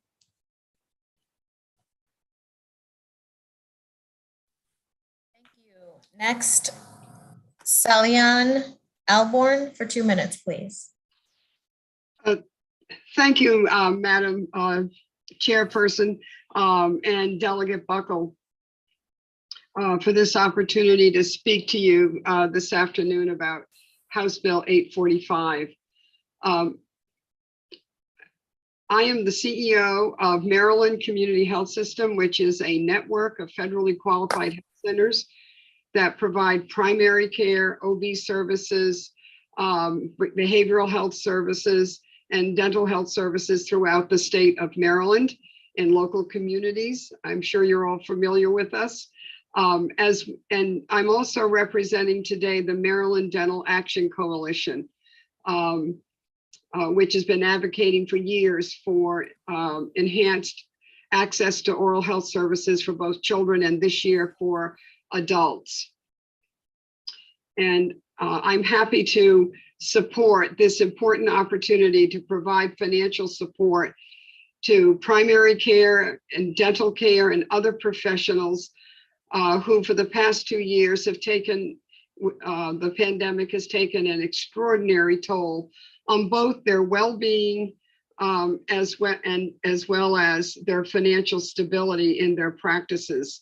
And as an aside, since Delegate Buckle mentioned it, I'm a nurse by training, and I spent most of my career as an emergency room nurse. So I can certainly speak to the toll of working under stressful circumstances and getting burned out. The income tax subtraction modification offered in House Bill 845 will contribute vastly to retaining the providers in our now fragile primary care and dental care workforce. And as Delegate Buckle mentioned, it will reinforce Maryland's commitment to ensuring that its residents have access to affordable, comprehensive primary care, behavioral health, OBGYN, and dental services. I thank you very much for this opportunity to address you. Questions? Okay, seeing none, that concludes the testimony on House Bill 845. Moving on to House Bill 787, Delegate Krebs. And there's one individual after Delegate Krebs. Delegate Krebs, whenever you're ready. Thank you, Madam Chair. Delegate Susan Krebs here to present House Bill 787, a topic that's very familiar to this committee for many years. It has to do with income tax on retirement income.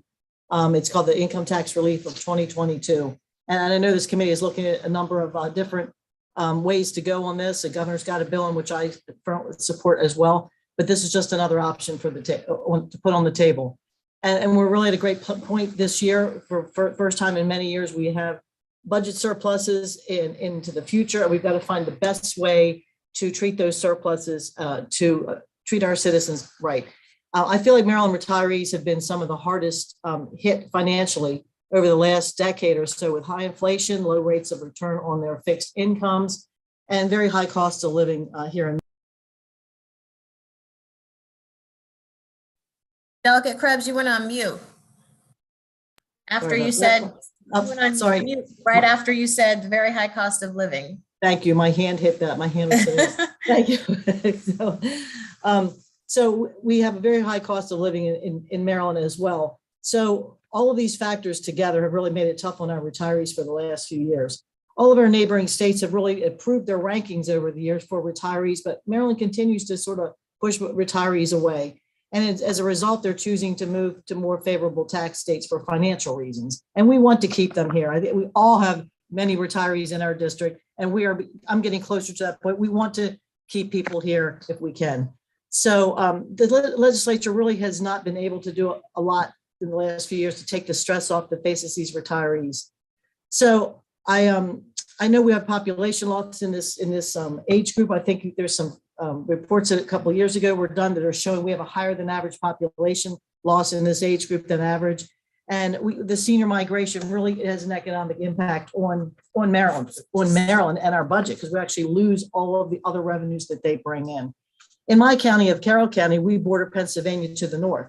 And in Pennsylvania, they have no income tax on retirement income at all. And that makes that's a 10% difference in between the state and local income tax. That's a 10% difference, a significant amount to a retiree on a fixed income.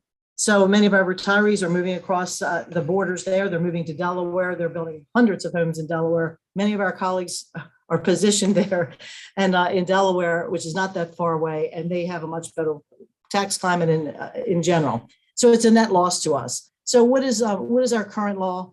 Currently in Maryland, we have a pension exclusion, and in my testimony, it says 31,100. That actually went up the exclusion for 2021 to 34,300. So we currently have an exclusion for people for their Social Security and certain types of retirement income. As you know, I've complained for many years, and the chairman wasn't here to hear me, but we pick winners and losers as a type of retirement income that qualifies for this. Not everyone qualifies. So currently we have this $34,000 exclusion. But not all Marylanders are able to take advantage of this exclusion because of our discriminatory treatment of how we treat retirement income. So this bill basically says the first $55,000 of all types of retirement income per taxpayer over the age of 65 will have that excluded from Maryland taxes. You say, why did I come up with 55,000? I was trying to find a number that was higher than what we already have, so everyone would get a little bit more break.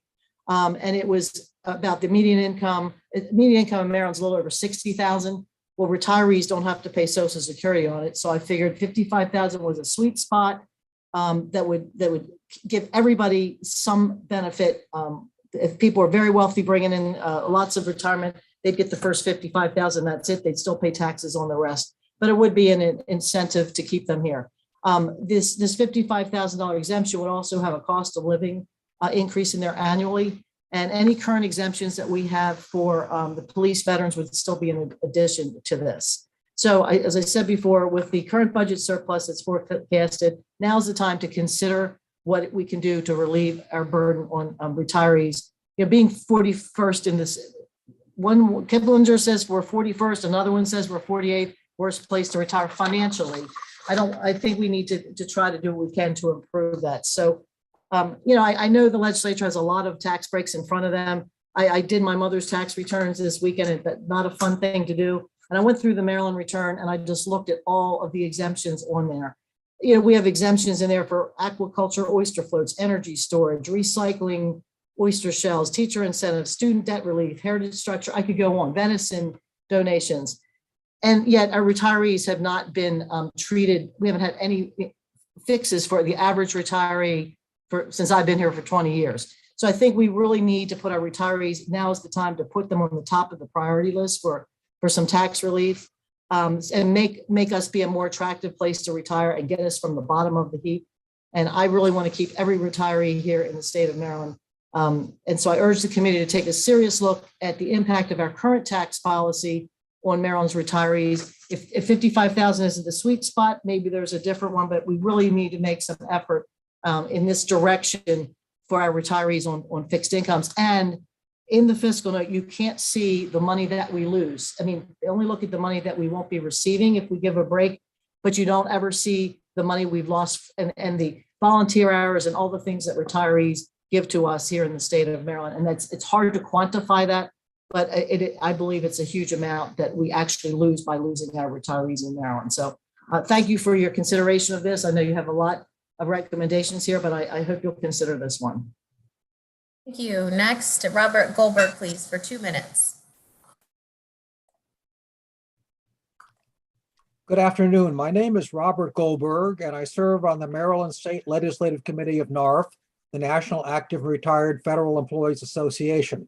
NARF supports legislation that promotes the general welfare of federal annuitant senior citizens in Maryland with respect to their rights under tax laws and regulations, as well as other state legislation to protect seniors. We represent approximately 300,000 federal employees and annuitants living in Maryland. For the continuing benefit of our senior membership, as well as all Maryland seniors, we are pleased to support HB 787, introduced by Delegate Krebs and 20 other additional delegates. Please, I urge you to read the written testimony that I provided. It shows that Maryland has one of the highest costs of living and state income taxes in the nation. This discourages aging in place and encourages migration to senior-friendly states.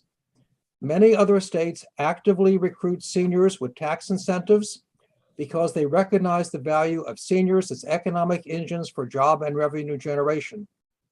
9 states do not have any state income tax, and 14 states exempt all or part of federal pensions from state and local taxes.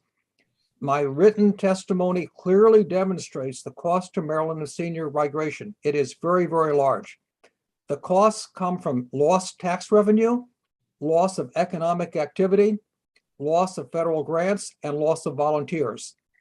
The documentation is given there in the white paper. It's based upon authoritative sources, IRS, state of Maryland, et cetera. I also add that senior citizens are law-abiding and do not have children in school. It is very clear that Maryland needs to do something about this problem, and doing something is in everyone's interest. Earlier in the session, we heard that both AARP and NARF support HB 420, which grants even greater tax relief for seniors. But HB 787 does bring about some modest and very necessary tax relief for pension holders and a very much needed sense of fair play to the Maryland tax codes. Thank you very much. Okay, seeing none, thank you, Delegate Krebs. That concludes the testimony on House Bill 787. Moving on to House Bill 942, Delegate Lukey. Thank you, Madam Chair. Thank you. Good to see all the members of the committee. Good to see Mr. Weintraub here, who's been ill the last few weeks. So I'm glad he's able to join us and hopefully sounding better than the last time I talked to him. House Bill 942 has to do with OTBs. And for those of you who are new to the committee, may not be familiar, an OTB is an off-track betting site. It's essentially just a place where you can bet on horse racing outside of a racetrack. Maryland has a thriving network of OTBs. It's small businesses, racetracks, casinos, but despite significant changes to our gambling laws in Maryland, the OTB statute has barely changed in the last couple of decades. It's definitely due for a refresh, and the goal of this bill is to give it that refresh. So the bill does a number of things. It updates our off-track betting laws to reflect the state of the industry today, including cutting some antiquated language that isn't really necessary anymore. Updates the zoning and personnel requirements to better align with current practices, where you might have an OTB located on site in a casino or a sports betting facility or some other facility. It eliminates some outdated references to required amenities in OTBs, such as fine dining equipment. I'm not quite sure what that meant when it was written, but it's really not necessary in the bill. And also provides some additional operating flexibility to the state's 7 OTB facilities. So, technical bill, updates to the current law, and good, frankly, for the horse racing industry and for Maryland's continued commitment to having a thriving equestrian sector. With that, I'll turn it over. Thank you. Elise Cohen, please, for 2 minutes. Is she here? Oh. Okay, perhaps she's not here. She's connecting to audio, so I'll skip over and go to Mr. Weintraub. Good afternoon, Chair Atterbury, Vice Chair Washington, members of the committee. For the record, Jason Weintraub here on behalf of the Maryland Thoroughbred Horsemen's Association and Greenmount OTB in support of House Bill 942. I'd like to thank Delegate Lukey for introducing this bill that modernizes a statute that really hasn't changed much over the last 20 years. As Delegate Lukey said, the bill makes it easier to open new OTBs and provides operational efficiencies to our existing operators. You've got our written testimony, which includes a joint letter of support from the MTHA, Maryland Horse Breeders Association, the State Fair and Timonium OTB, and then the other independent OTBs as well, which includes Long Shots, Riverboat on the Potomac, Jockey Bar and Grill, and Greenmount Station. We appreciate your consideration and ask for a favorable report on House Bill 942. Happy to answer any questions. Thank you.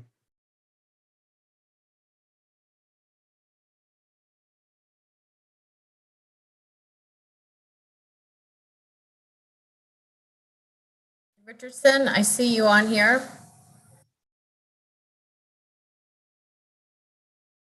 Okay, Elise Cohen for 2 minutes. Thank you, members of the committee, for having me today. I'm testifying in favor of House Bill 942. I believe that this bill will modernize the regulations which govern existing OTBs, as well as enable growth in the sector. The only way we can continue to see success in Maryland horse racing is via the healthy expansion of the industry, eliminating antiquated amenity requirements and creating a streamlined licensing process would bolster such an effort. Most importantly, existing OTBs would be allowed to use their current pari-mutuel kiosks for sports betting. This could potentially reduce the cost of setting up a sports book, which in turn would allow for smaller businesses, such as OTBs, a head start in a successful enterprise. This not only reduces operating costs for OTBs, but creates a better experience for the customer. I would, however, caution the committee in what it deems a location worthy of an OTB. While we do want to expand the business, we must do so in a healthy, sustainable way. We need to protect existing OTBs to ensure they thrive in a competitive market. By introducing too many venues into the space, we could in turn mistakenly dilute the current OTB customer base. I urge the committee to carefully evaluate which gaming locations are to be considered under this bill. Thank you for your time. Thank you. David Richardson, please, for 2 minutes.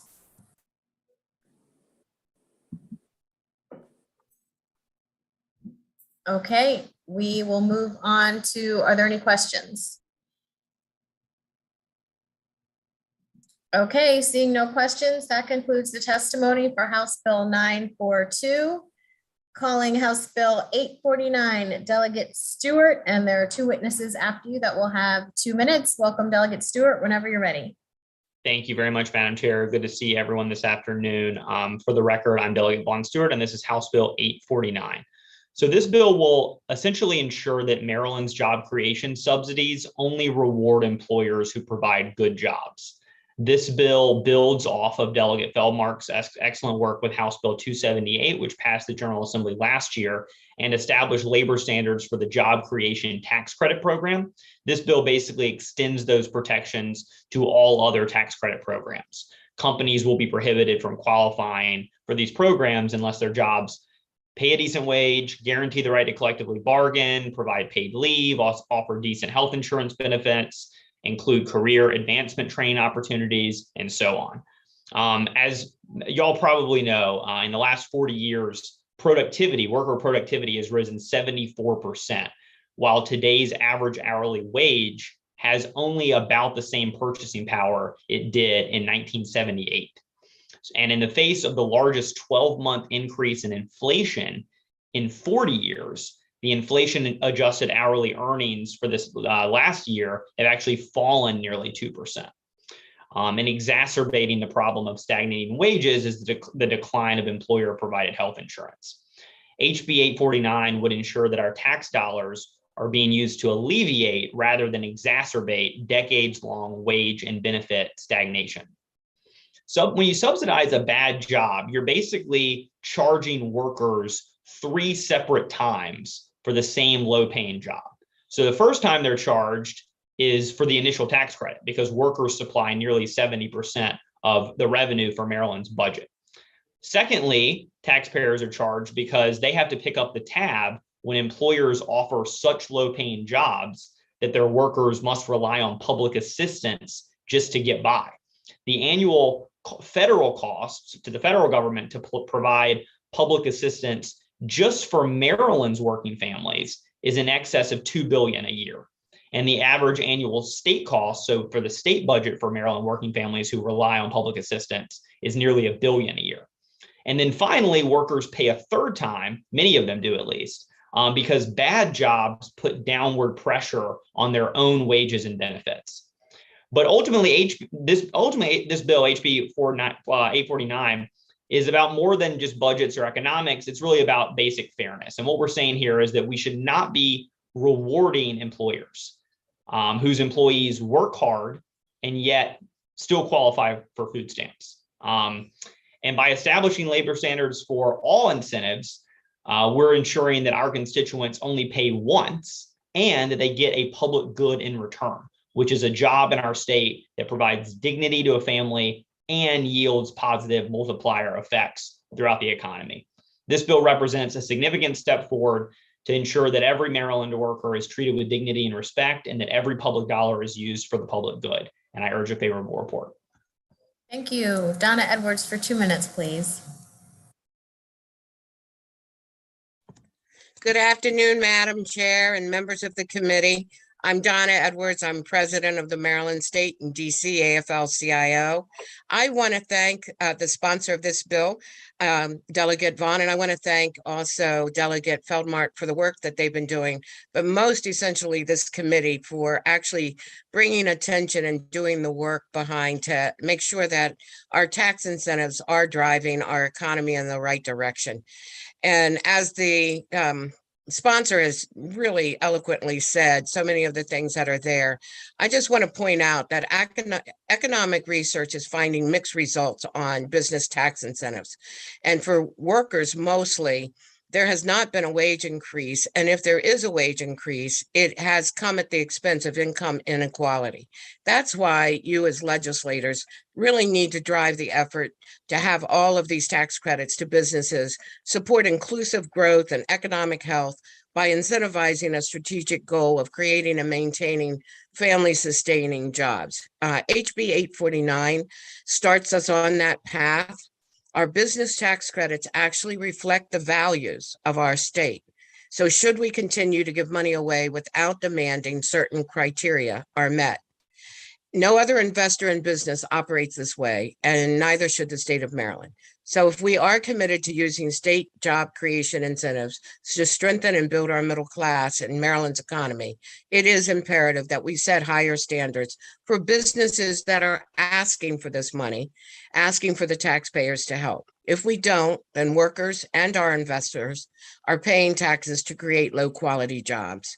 So we ask for a favorable report on HB 849. And again, I want to thank this committee for the work that you have been doing on actually looking at all of these tax credits that we're giving out. Thank you. Meyer, please, for 2 minutes. Thank you, Madam Chair and members of the committee. I'm Christopher Meyer, a research analyst at the Maryland Center on Economic Policy. I'm speaking in strong support of House Bill 849. Maryland spends millions each year on business subsidy programs with the stated goal of increasing business investment in the state and driving job creation. But these programs generally include few standards, and the bulk of evidence shows they don't work. DLS evaluations have repeatedly found a long list of weaknesses such as unclear objectives, inadequate oversight, and poorly designed incentives. House Bill 849 would improve Maryland's job creation incentive programs with a set of strong, consistent job quality standards. Subsidized jobs must be full-time. They would have to pay the prevailing wage if one exists. Otherwise, jobs must pay at least 150% of the state minimum wage. Subsidized jobs would have to include career advancement opportunities. Workers would have to have the opportunity to organize and bargain collectively, and employers would have to provide high quality benefits, including unemployment insurance, workers' compensation, health insurance, retirement benefits, paid leave, and fair scheduling. The entire stated purpose of business tax subsidies is to build economic opportunity. House Bill 849 would put accountability behind that promise. We should use our shared resources to create good jobs for all Marylanders. House Bill 849 is an important step in that direction, and I respectfully ask for a favorable report. Thank you. Are there any questions? Okay, seeing none, that concludes the testimony on House Bill 849. Thank you. Thank you. Now calling House Bill 919, Delegate Plakovich Carr. And after you testify, there are 4 folks signed up to testify after you for 2 minutes. So whenever you're ready, Delegate. Thank you, Madam Chair. Good afternoon, colleagues. For the record, I'm Delegate Julie Plakovich Carr, here to present House Bill 919. The idea underlying this bill is simple, that investments that we make as a state in children are a worthwhile investment in our state's future. And investments that help kids and their families to escape poverty have lifelong benefits for those Marylanders and for our state's finances. That's why last year we created the Maryland Child Tax Credit. I'm grateful to this committee for our work that resulted in the enactment of this new tax credit. But the current credit is very narrow in scope. Only families who have a child with a disability and who make less than $6,000 a year qualify. There is an urgent need for Maryland to do more. 1 in 6 Maryland kids live in a household without enough food, and 1 in 5 households are behind on their rent. While the federal child tax credit has helped many, the expansions to the federal credit passed by Congress last year were temporary and now have lapsed. So we're back to the status quo that precludes the very lowest income families from receiving any federal credit and prevents many other low-income families from receiving the full federal credit. In all, 1 in 10 children in the US are not receiving any money from the federal child tax credit, with children of color and kids being raised by a single parent disproportionately impacted. This bill expands the eligibility for the Maryland Child Tax Credit by increasing the income eligibility threshold to $15,000 and by allowing families with children aged 0 to 5 to claim a $500 refundable credit. If we want to improve the lives of Maryland children who are living in poverty, then we as a state need to act. We can't wait for congressional action. Expanding this credit will help low-income families and their children to have enough food to eat, to pay their rent, and to provide more stability in these children's lives. Thank you. Thank you. Next, Robin McKinney, please, for 2 minutes. Madam Chair, members of the committee, thank you for the opportunity to testify in support of this bill. This bill will extend the Maryland Child Tax Credit and make its benefits available to more low to moderate income families. For the record, I'm Robin McKinney. I'm the co-founder and CEO of the Cash Campaign of Maryland. Cash promotes economic advancement for low to moderate income individuals and families across the state of Maryland. More than half of the households we serve earn less than $20,000. Cash, the Maryland Center on Economic Policy, and CASA co-lead a newly formed advocates coalition called Tax Credits for Maryland Families. We're a coalition of more than 20 organizations that are committed to expanding and letting people know about the state's working family tax credits, like the Earned Income Tax Credit and the Child Tax Credit. We support this bill because the child tax credit is an important step in combating childhood poverty. It will help low to moderate income families by extending the credit through 2026 and expanding the income eligibility requirements for Maryland family. Currently, it's set to expire in 2023, restricts income to under 6,000 people, applies only to children with a disability, and it penalizes families for receiving the federal child tax credits. Households experiencing poverty suffer with limited access to food, unemployment, unstable housing, inadequate medical care, and utility shutoffs. These consequences have long-term effects on their children that follow them into adulthood. This bill is a crucial step in combating childhood poverty and fostering secure families for future generations. We urge a favorable report on House Bill 919. Thank you. Next, Kaylee Shumitz for 2 minutes, please. Thank you, Madam Chair, members of the committee. My name is Callie Shumitz. I'm with the Maryland Center on Economic Policy. You heard from my colleague earlier, so I won't introduce our organization again. We're here in support of House Bill 919 because it would strengthen the limited state child tax credit that you all established last year, which we greatly appreciate. And we create greater economic security for families who are trying to get by on very little. Research on the child tax credit has long shown that this income boost can bring lifetime benefits, improving children's health, helping them succeed in school, and ultimately enabling many to get better jobs in adulthood. The temporary improvements in the federal child tax credit last year under the American Rescue Plan helped provide additional insight into the ways that these direct tax credits benefit families.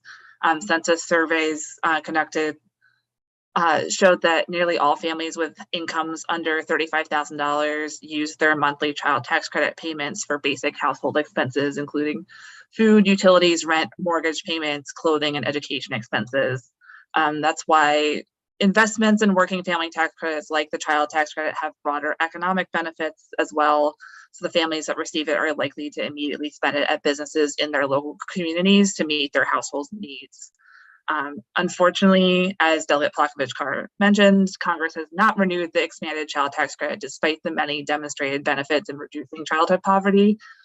So the credit has now reverted to the prior version that left out a lot of the very lowest income households who would see the greatest benefits.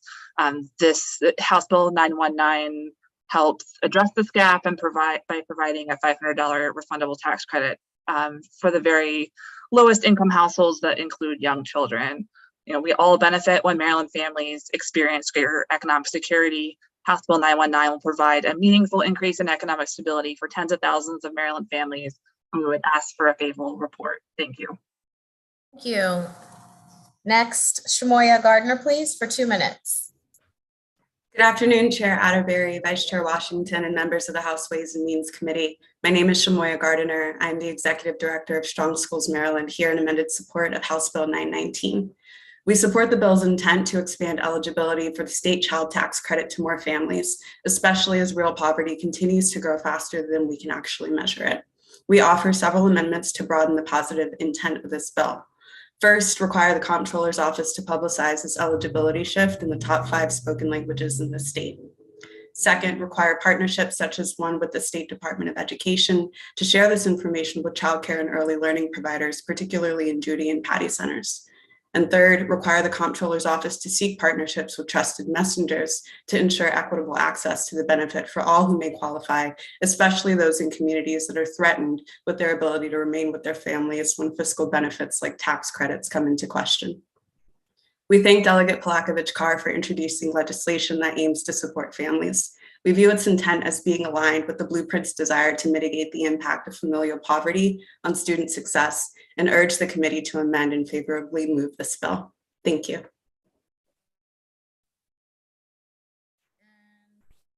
McSherry was signed up. I don't believe he is in here. I will just call his name for the good of the order. Mr. McSherry. I believe he couldn't make it. Okay, thank you. Okay, and with that, we'll take any questions from the committee. Any questions? Okay, no, thank you very much. That concludes the testimony on House Bill 919. Next, Delegate Parrott, House Bill 816, please. Good afternoon, committee and chairman. It's great to be with you today. This is House Bill 816. It's a simple bill, but it's an important bill. It's that sales and use tax would be exempt when buying a firearm safety device, but only the first $500. So it would contain the cost. You're not talking exorbitant, but it would help encourage people to get these gun safes. Parents oftentimes buy firearms to keep their families safe. And this would be just an added protection right when they go to get that firearm to say, hey, you should also maybe consider getting a gun safe and you wouldn't have to pay taxes on that first $500. Other states have this bill, and some of the states you'd expect, like Tennessee, Texas, and West Virginia, but other states are more similar to Maryland. You've got Maine, Connecticut, Massachusetts, New Jersey, the state of Washington, and Michigan. All these states offer firearms safety tax exemptions. I think it'd be helpful for us to join those states so that we could encourage better firearm safety among our citizens. Michigan Senator Tanya Shootmaker says, if our guns are not safely stored, a tragedy can happen when we can least expect it. Removing the sales and use tax on safety devices is just one practical way to encourage and promote safe gun habits. Of course, some of the benefits of this bill would be to create better safety in homes, protect against unauthorized use and accidental discharge of a firearm, and encourages people to buy safer storage units like a gun safe, which might be more convenient and more likely to be used. The fiscal note, it is there. It says that there's a one-time fee of $81,300 for notifications, and then it estimates about $550,000 a year. But this is a very small cost to pay for increased safety. And of course, ask yourself the question, how much is one life worth? And this could help save lives. So I'd like to see our state do all that we can to promote firearm safety. And I just ask for the committee to vote favorably on House Bill 816. Thank you. Daniel Carlin Weber for 2 minutes, please. Good afternoon, members of the committee. Thank you very much, Madam Chair. My name is Daniel Carlin Weber. I'm a Baltimore City resident, and I'm also a firearms instructor. I regularly teach the Maryland Handgun Qualification License course, as well as some other firearms courses, and I strongly urge all of my students to acquire whatever firearm storage that meets with their living situation, also with whatever they're able to afford. This bill would ease the burdens involved in responsibly owning and possessing firearms. I was looking at some research here, and if you refer to my written testimony, you'll see that in the last 2 years, since the start of the pandemic, there are over 400,000 firearms that are newly acquired in the state of Maryland. It's estimated that anywhere between a third to 40% of those are from new gun owners entirely. So any bills that would incentivize these people without resorting to criminal penalty is a benefit to finding safe firearm storage. Safes can often be costly.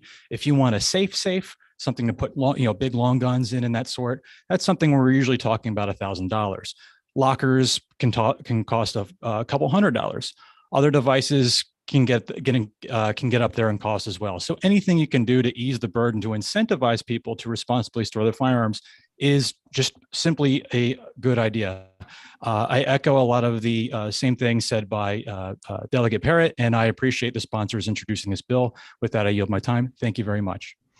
Thank you. Next, Katie Novotny for 2 minutes, please. Hi, good afternoon. My name is Katie Novotny. I'm from District 35B, and I'd like to thank Delegate Parrott for again introducing this bill. He'd mentioned in his testimony, and as Daniel Carlin Weber had said, this bill just makes sense. We're seeing record inflation, rising costs, stagnant wages, and I think anything we can do to help people purchase devices to store firearms safely, is something that we should, strongly consider doing. This is only knocking off, the tax for the first $500, which still can be significant. If you refer to my written testimony, I list out a lot of safes that are available at Tractor Supply Company. I think in the state of Maryland, most people have a Tractor Supply Company reasonably close to them, and you can also get delivery from them, which is important because not everybody has something to transport a 300 or 600 pound safe. So if you'll see in my written testimony, I put out the cost savings of some of these. And, while it's not a huge cost savings, it can certainly help offset the cost of delivery. And there are locks available for free from Project Child Safe. They're cable locks. And under current law, those are adequate to have a firearm unloaded and safe. There's a proposed law that's actually being heard in judiciary today, Jalen's law, that's going to dramatically increase the requirements for storing a firearm. And those very affordable means of firearm security aren't going to be adequate under that bill anymore. So if this body is looking to pass extra requirements for firearm storage, I think it just makes sense that we also make it easier and more accessible for people to obtain that. So I request a favorable report. Thank you.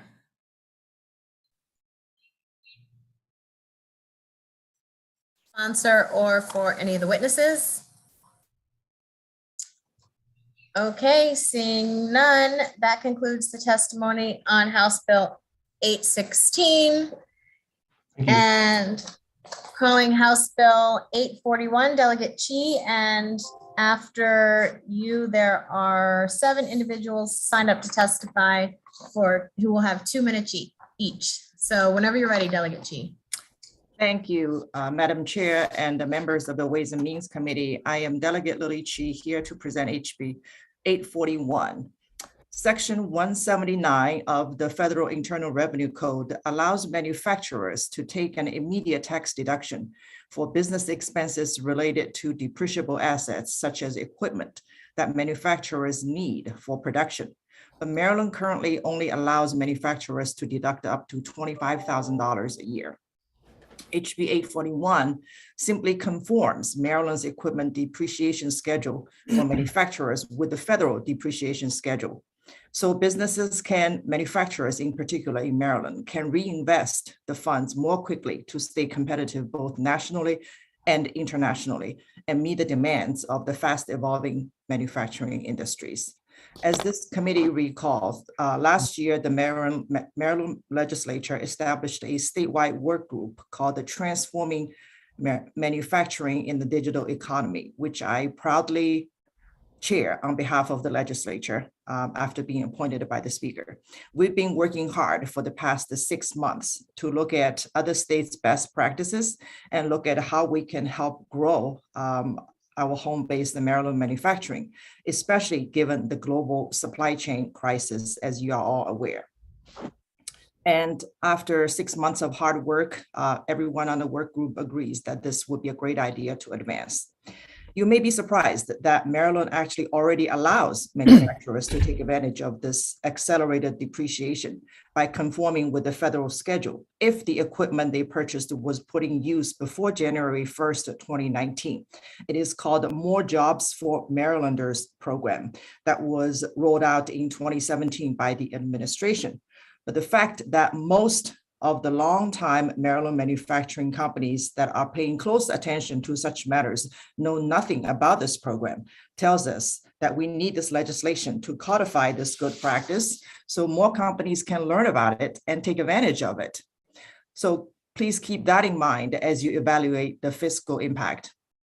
On a personal note, I want to say that I was very heartened when I reached out to a great community leader and a small business owner. Some of you on this committee know her, Julie Baradi, who is the co-founder of Denizens Brewing that operates both in Montgomery County and Prince George's County. She said it would have made a huge difference to her business a few years back.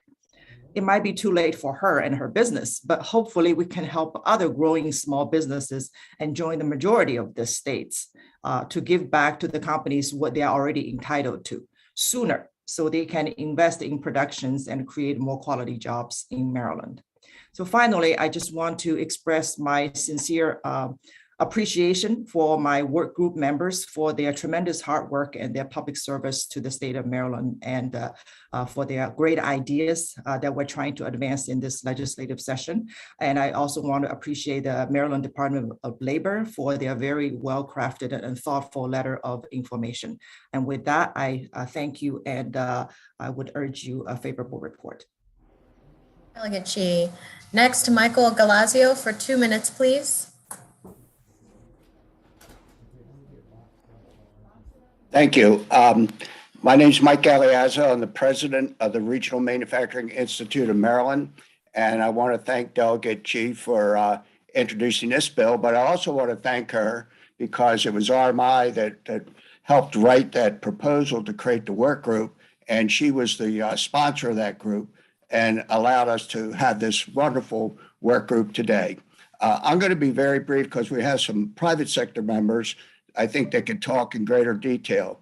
But really simple, this piece of legislation will help Maryland manufacturers get on the right track towards the transformation that's necessary. But really simply, it's going to put our manufacturers, on a level playing field with other states. Also, in this era of transformation, companies need to purchase new equipment more frequently. And so this bill, if passed, will help accelerate the adoption of new technologies, which is extraordinarily important. The majority of Maryland manufacturers are small to medium size. And as Delegate She just mentioned, this will be a tremendous, tremendous help to those companies.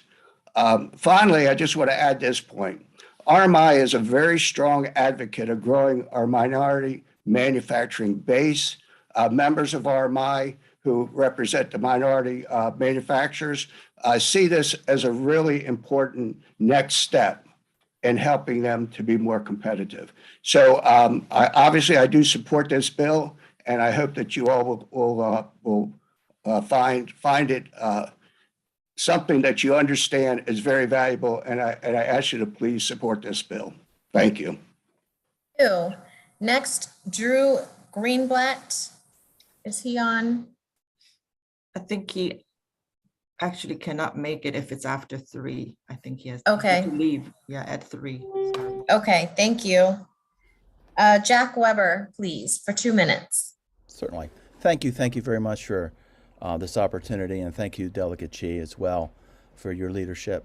I'm Jack Weber. I'm the president and CEO of Uptown Press. I'm a small business owner, and the HB 841 would greatly help my business and other businesses make the needed purchases that manufacturing needs to make, particularly in the current quickly moving digital age.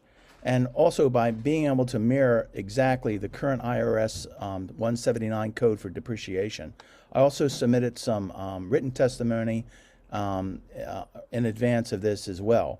And I'll give you an example of this. I purchased a digital printing press for $500,000, and that became obsolete with less than 5 years. And I basically took it and sold it for scrap.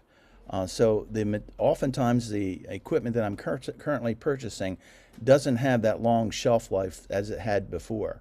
What HB 841 does is it makes it clear that I'm able to depreciate replacement equipment over 1 year. And it would give me the additional momentum needed to move ahead with the purchase of that equipment by being able to depreciate that equipment. Fortunately, this would not, in my opinion, and I've read some fiscal notes in regards to this, impact on Maryland state taxes in the long run, since it's going to be depreciated over a 7-year period. By investing in my company and other small businesses, investing in advanced manufacturing equipment, we'll be able to compete more on a global fashion. This new equipment also brings new business into Maryland. It'll enable me to hire additional staff, and that benefit and job creation alone in Baltimore City would be great.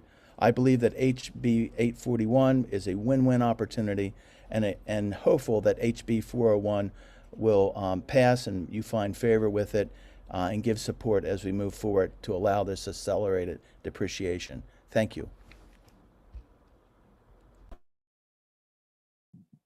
Thank you. Tyler Bennett, please, for 2 minutes. Thank you, Madam Chair, members of the Ways and Means Committee. For the record, I'm Tyler Bennett on behalf of the Printing and Graphics Association Mid-Atlantic. Mr. Weber his company is a member of that, and I believe we have another member, Kathy Holmes, due to speak here as well. I wanted to address the More Jobs for Marylanders Act that Delegate Chi mentioned in her testimony. I also want to thank her for putting this bill in. I think it's clear that the manufacturing sector, that there's been some sort of disconnect between that legislation that passed that included this provision, or a provision similar just for Maryland manufacturers that would allow manufacturing entities as defined in that bill to take advantage of accelerated depreciation. So the bill as drafted basically came in with the industry not aware that this already existed. And just over the last few days, I've dug very deep into this. I've communicated with the comptroller's office. You may have some clarifying information from them that indicates that this policy is in place for manufacturing entities in Maryland. I know Mr. Weber's accountant was not aware of this. I know that there are other members of our organization that was not aware of this. So I don't know if the at least from a manufacturing perspective, if the solution is a change in the statute, or if we need to just do a better job of communicating this policy and having some clarification that allows the industry the ability to take advantage of this and basically get the word out there. We just want to promote manufacturing, the manufacturing sector in this state. And allow them to take advantage of the policy that was set forth by this committee and the General Assembly as a whole 5 years ago. So I'm happy to take any questions, but thank you. Next, Susan Gans for 2 minutes, please. Hello, everyone. I'm speaking from travel. My name is Susie Gans. I'm CEO of Lion Brothers, which is a 120-year-old company that manufactures apparel identity for the global brands. I'm advocating on behalf of A41. Tyler, it was helpful to hear your commentary. And it's really because of the importance to allowing Maryland manufacturing to access capital. In aligning the state of Maryland depreciation with federal tax guidelines and ensuring that's the case, with changes in manufacturing technologies, it allows manufacturers the ability to transform their operations and bring manufacturing back to Maryland. It allows them to, again, in that depreciation faster, if it's aligned with federal guidelines, it allows them to integrate new technologies into the operations. So, ensuring that it is aligned with federal guidelines would be most helpful. And again, I'm a tremendous advocate as we look at adopting new technologies so that manufacturing entities in Maryland can transform, and that transformation brings needed tax revenue. Thank you. Next, Mike Keller, please, for 2 minutes. Good afternoon, Madam Chair, Mr. Vice Chair, members of the committee, and special thanks to Delegate Chi for introducing this bill. Thank you for giving me the chance to join you all today. My name is Michael Kelleher. I'm the Executive Director of the Maryland Manufacturing Extension Partnership, MDMEP. We're a nonprofit committed to supporting the manufacturing sector here in Maryland, and I'm here to testify in favor of House Bill 841, expensing of business property and the recoupling with the federal tax code.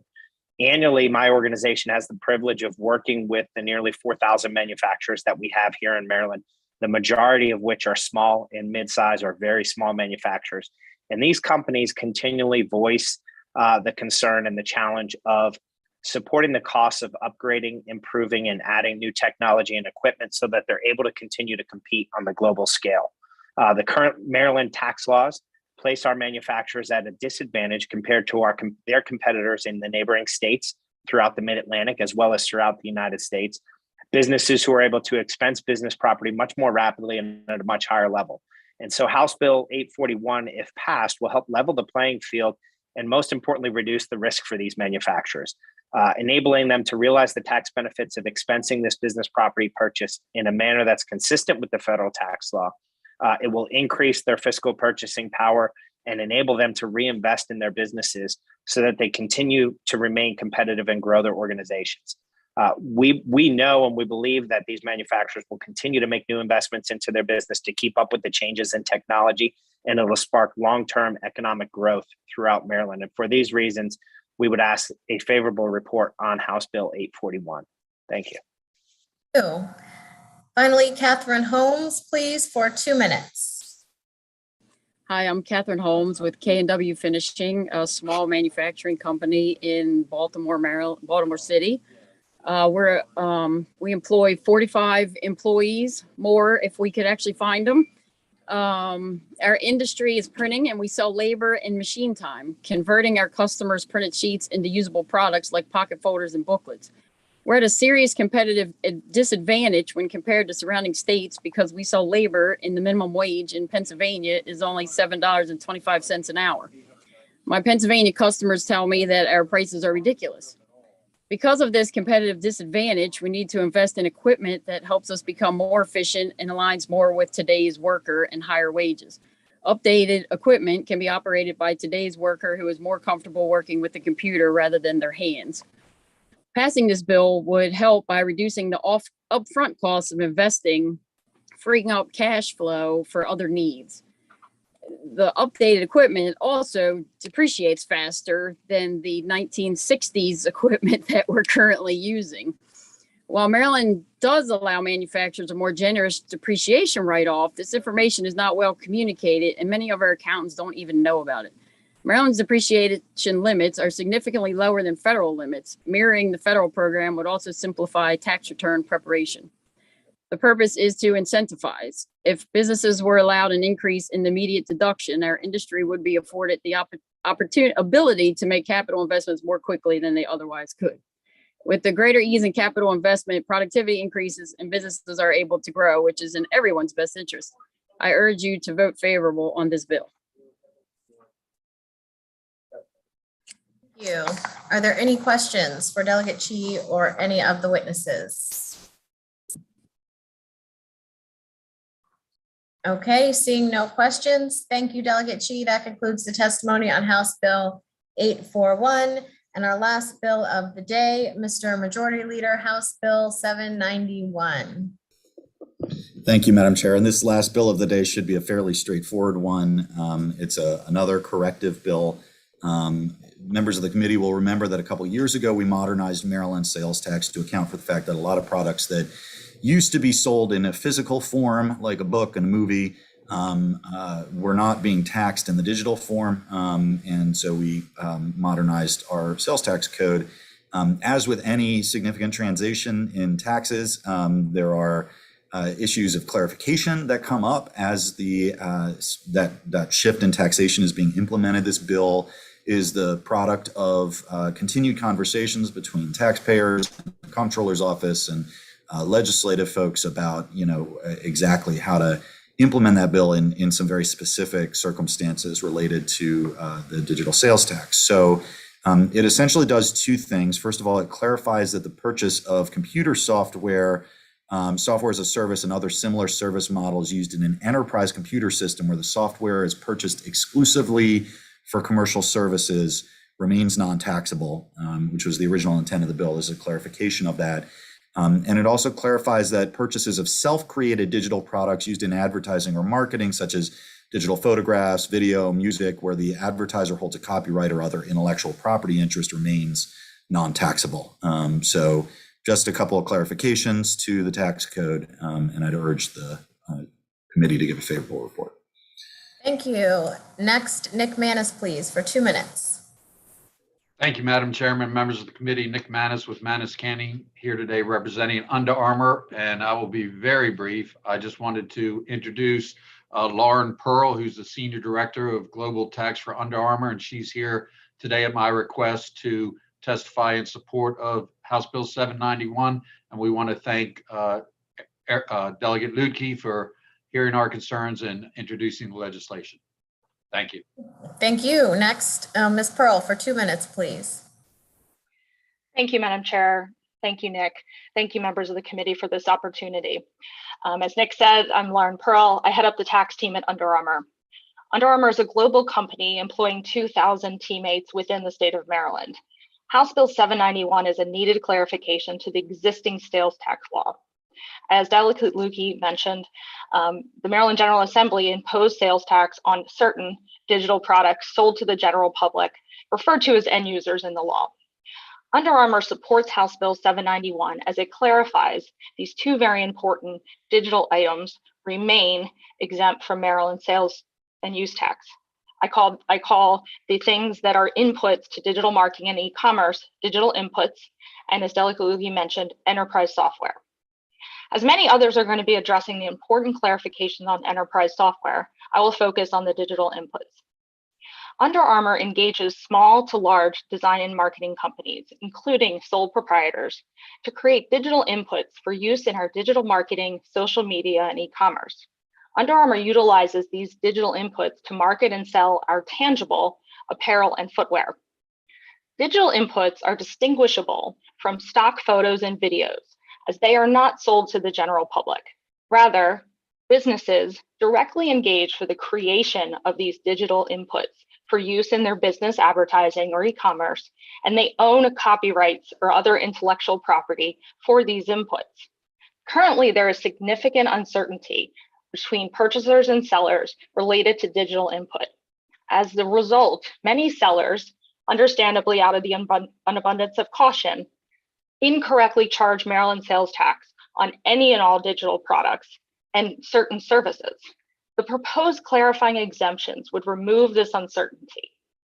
In conclusion, the passing of this bill will assist Maryland businesses of all sizes and all sellers throughout the country, clarifying that digital inputs and enterprise software are not subject to Maryland sales tax, while importantly retaining the taxability of the digital products intended to be part of the sales tax base. Thank you. Next, Bernie Marzik, please, for 2 minutes. Madam Chair, members of the committee, Bernie Marzik from Cornerstone Government Affairs here today on behalf of Manufacturers Alliance of Maryland, urging the committee to give a favorable report to House Bill 791. As those who preceded me said, this bill ensures that commercial or service-based transactions will not be taxed. And I will be brief because I've also requested Paul Nolan from McCormick, who's not a lobbyist, to speak on the issue as well. So we'd urge a favorable report. Mr. Nolan, please, for 2 minutes.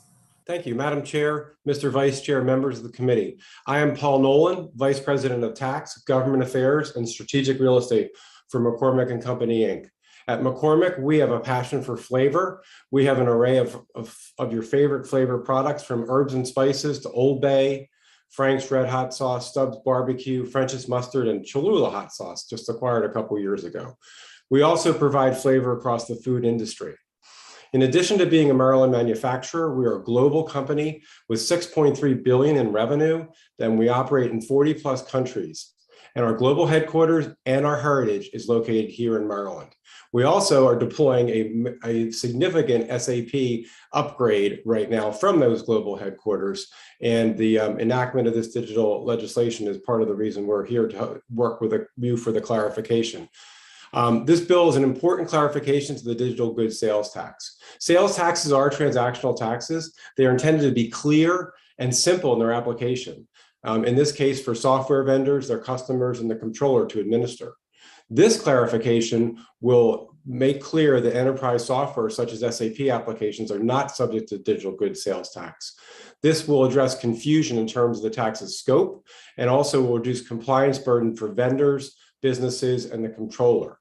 Unfortunately, in a circumstance like this, where there's any uncertainty at all, a vendor will always defer in favor of imposing a tax.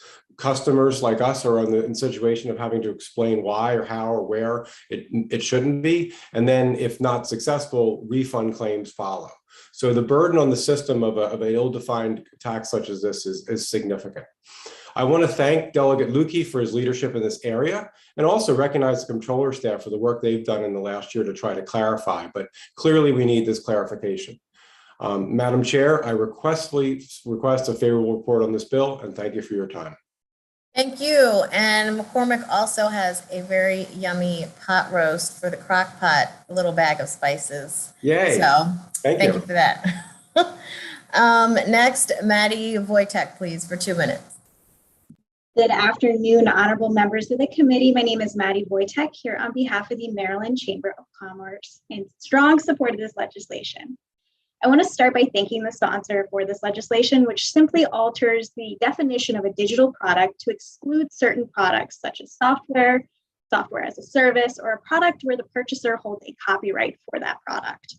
This is a consensus solution, which is revenue neutral, and is the product of a year-long work group representing many different industries across the state. The goal of this modification is to reduce unintended taxation while maintaining the legislative intent of the original policy passed in 2020 by making clear that certain business purchases, which were not intended to be subject to the sales and use tax, will remain non-taxable. You've already heard from a lot of businesses. You will also hear from businesses after me, so I won't take up too much more time, but I request a favorable report and I am happy to answer any questions. Thank you. Jennifer Dudley, please, for 2 minutes. Thank you, Madam Chair, members of the committee. I'm Jennifer Dudley, Senior Tax Manager representing Allegis Group. We're a global service provider headquartered in Maryland. I'm here to testify in support of House Bill 791. As other folks have mentioned, this House bill provides language that clarifies the definition of digital products, which is necessary to determine what's taxable and what's exempt from Maryland sales tax. We left the last legislative session understanding that the 2 items that are in House Bill 791 are exempt from Maryland sales tax. But unfortunately, we're having a lot of issues and conflicts with our vendors interpreting the law. We're experiencing issues with vendors really of all sizes, so small, medium, and large size businesses, those headquartered in Maryland and outside of Maryland. We're spending a lot of time internally and also with the vendors that really shouldn't be necessary to support that are certain purchases that were always intended to be exempt from Maryland sales tax that are exempt. It's really rare to resolve matters in simply just one conversation or email. We have to have multiple calls, conversations that take the time of numerous representatives, both within our company and our vendors, really just to move matters forward. And unfortunately, what it causes is delay of purchasing items from days to months. And it sometimes results in us overpaying Maryland sales tax out of the vendors' caution because they don't understand the law. We're also finding that vendors are hesitant to accept the custom software exemption notification that's prescribed in Business Tax Tip 29. And again, this hesitancy is around not understanding the law and that interpretation. So House Bill 791 will clarify what businesses need to determine which digital products are subject to tax and those that are exempt from Maryland sales tax. It'll help reduce the administrative burden to support the exemption and reduce the time on spent interpreting the law. So we request a favorable report for House Bill 791. Thank you. Thank you. And Karen Cirillo, please, for 2 minutes. Thank you. Good afternoon, Madam Chair and members of the committee. I am Karen Cirillo, a CPA here in Maryland for a long time now. I'm here on my own behalf for myself as well as for my 9,000 fellow CPA members of the Maryland Association of CPAs. You also have our written testimony, so I will just hit the highlights. We CPAs, our firms, and all of the clients that I know about, whether small, medium, or large, are very supportive of House Bill 791, and we thank Delegate Lukey for sponsoring it. As a little bit of background, you heard some of this, but I and several other CPAs have been a part of a group of several dozen tax professionals, which also included tax attorneys and business tax directors, some of whom you're hearing from today. We've been working together over the last year to share stories and issues on how we are all experiencing and trying to implement the new tax, which, by the way, we understood the goal of sales tax on digital products. We also spent time in this past year with the Comptroller's Office, Paul mentioned that, and working on their guidance, giving them ideas and questions to be included. And we do appreciate the time the controller spent with us. But still, there have been the issues that you're hearing from the businesses that they and we as tax advisors have been dealing with that House Bill 791 is meant to clarify. Because these issues have caused a lot of hours of us dealing with conflicts between the sellers and the buyers and the advisors trying to figure out what is supposed to be taxed and not taxed in Maryland. I was pleased to work with members of your committee on some of the amendments that went through last year. But even so, with those amendments, as Delegate Lukey said, anytime you have a complex bill like this, there are going to be things that we learn as we're trying to implement it. So as you're hearing, House Bill 791 clarifies the language in two of the big issues. The clarification will make the tax determinations a whole lot smoother.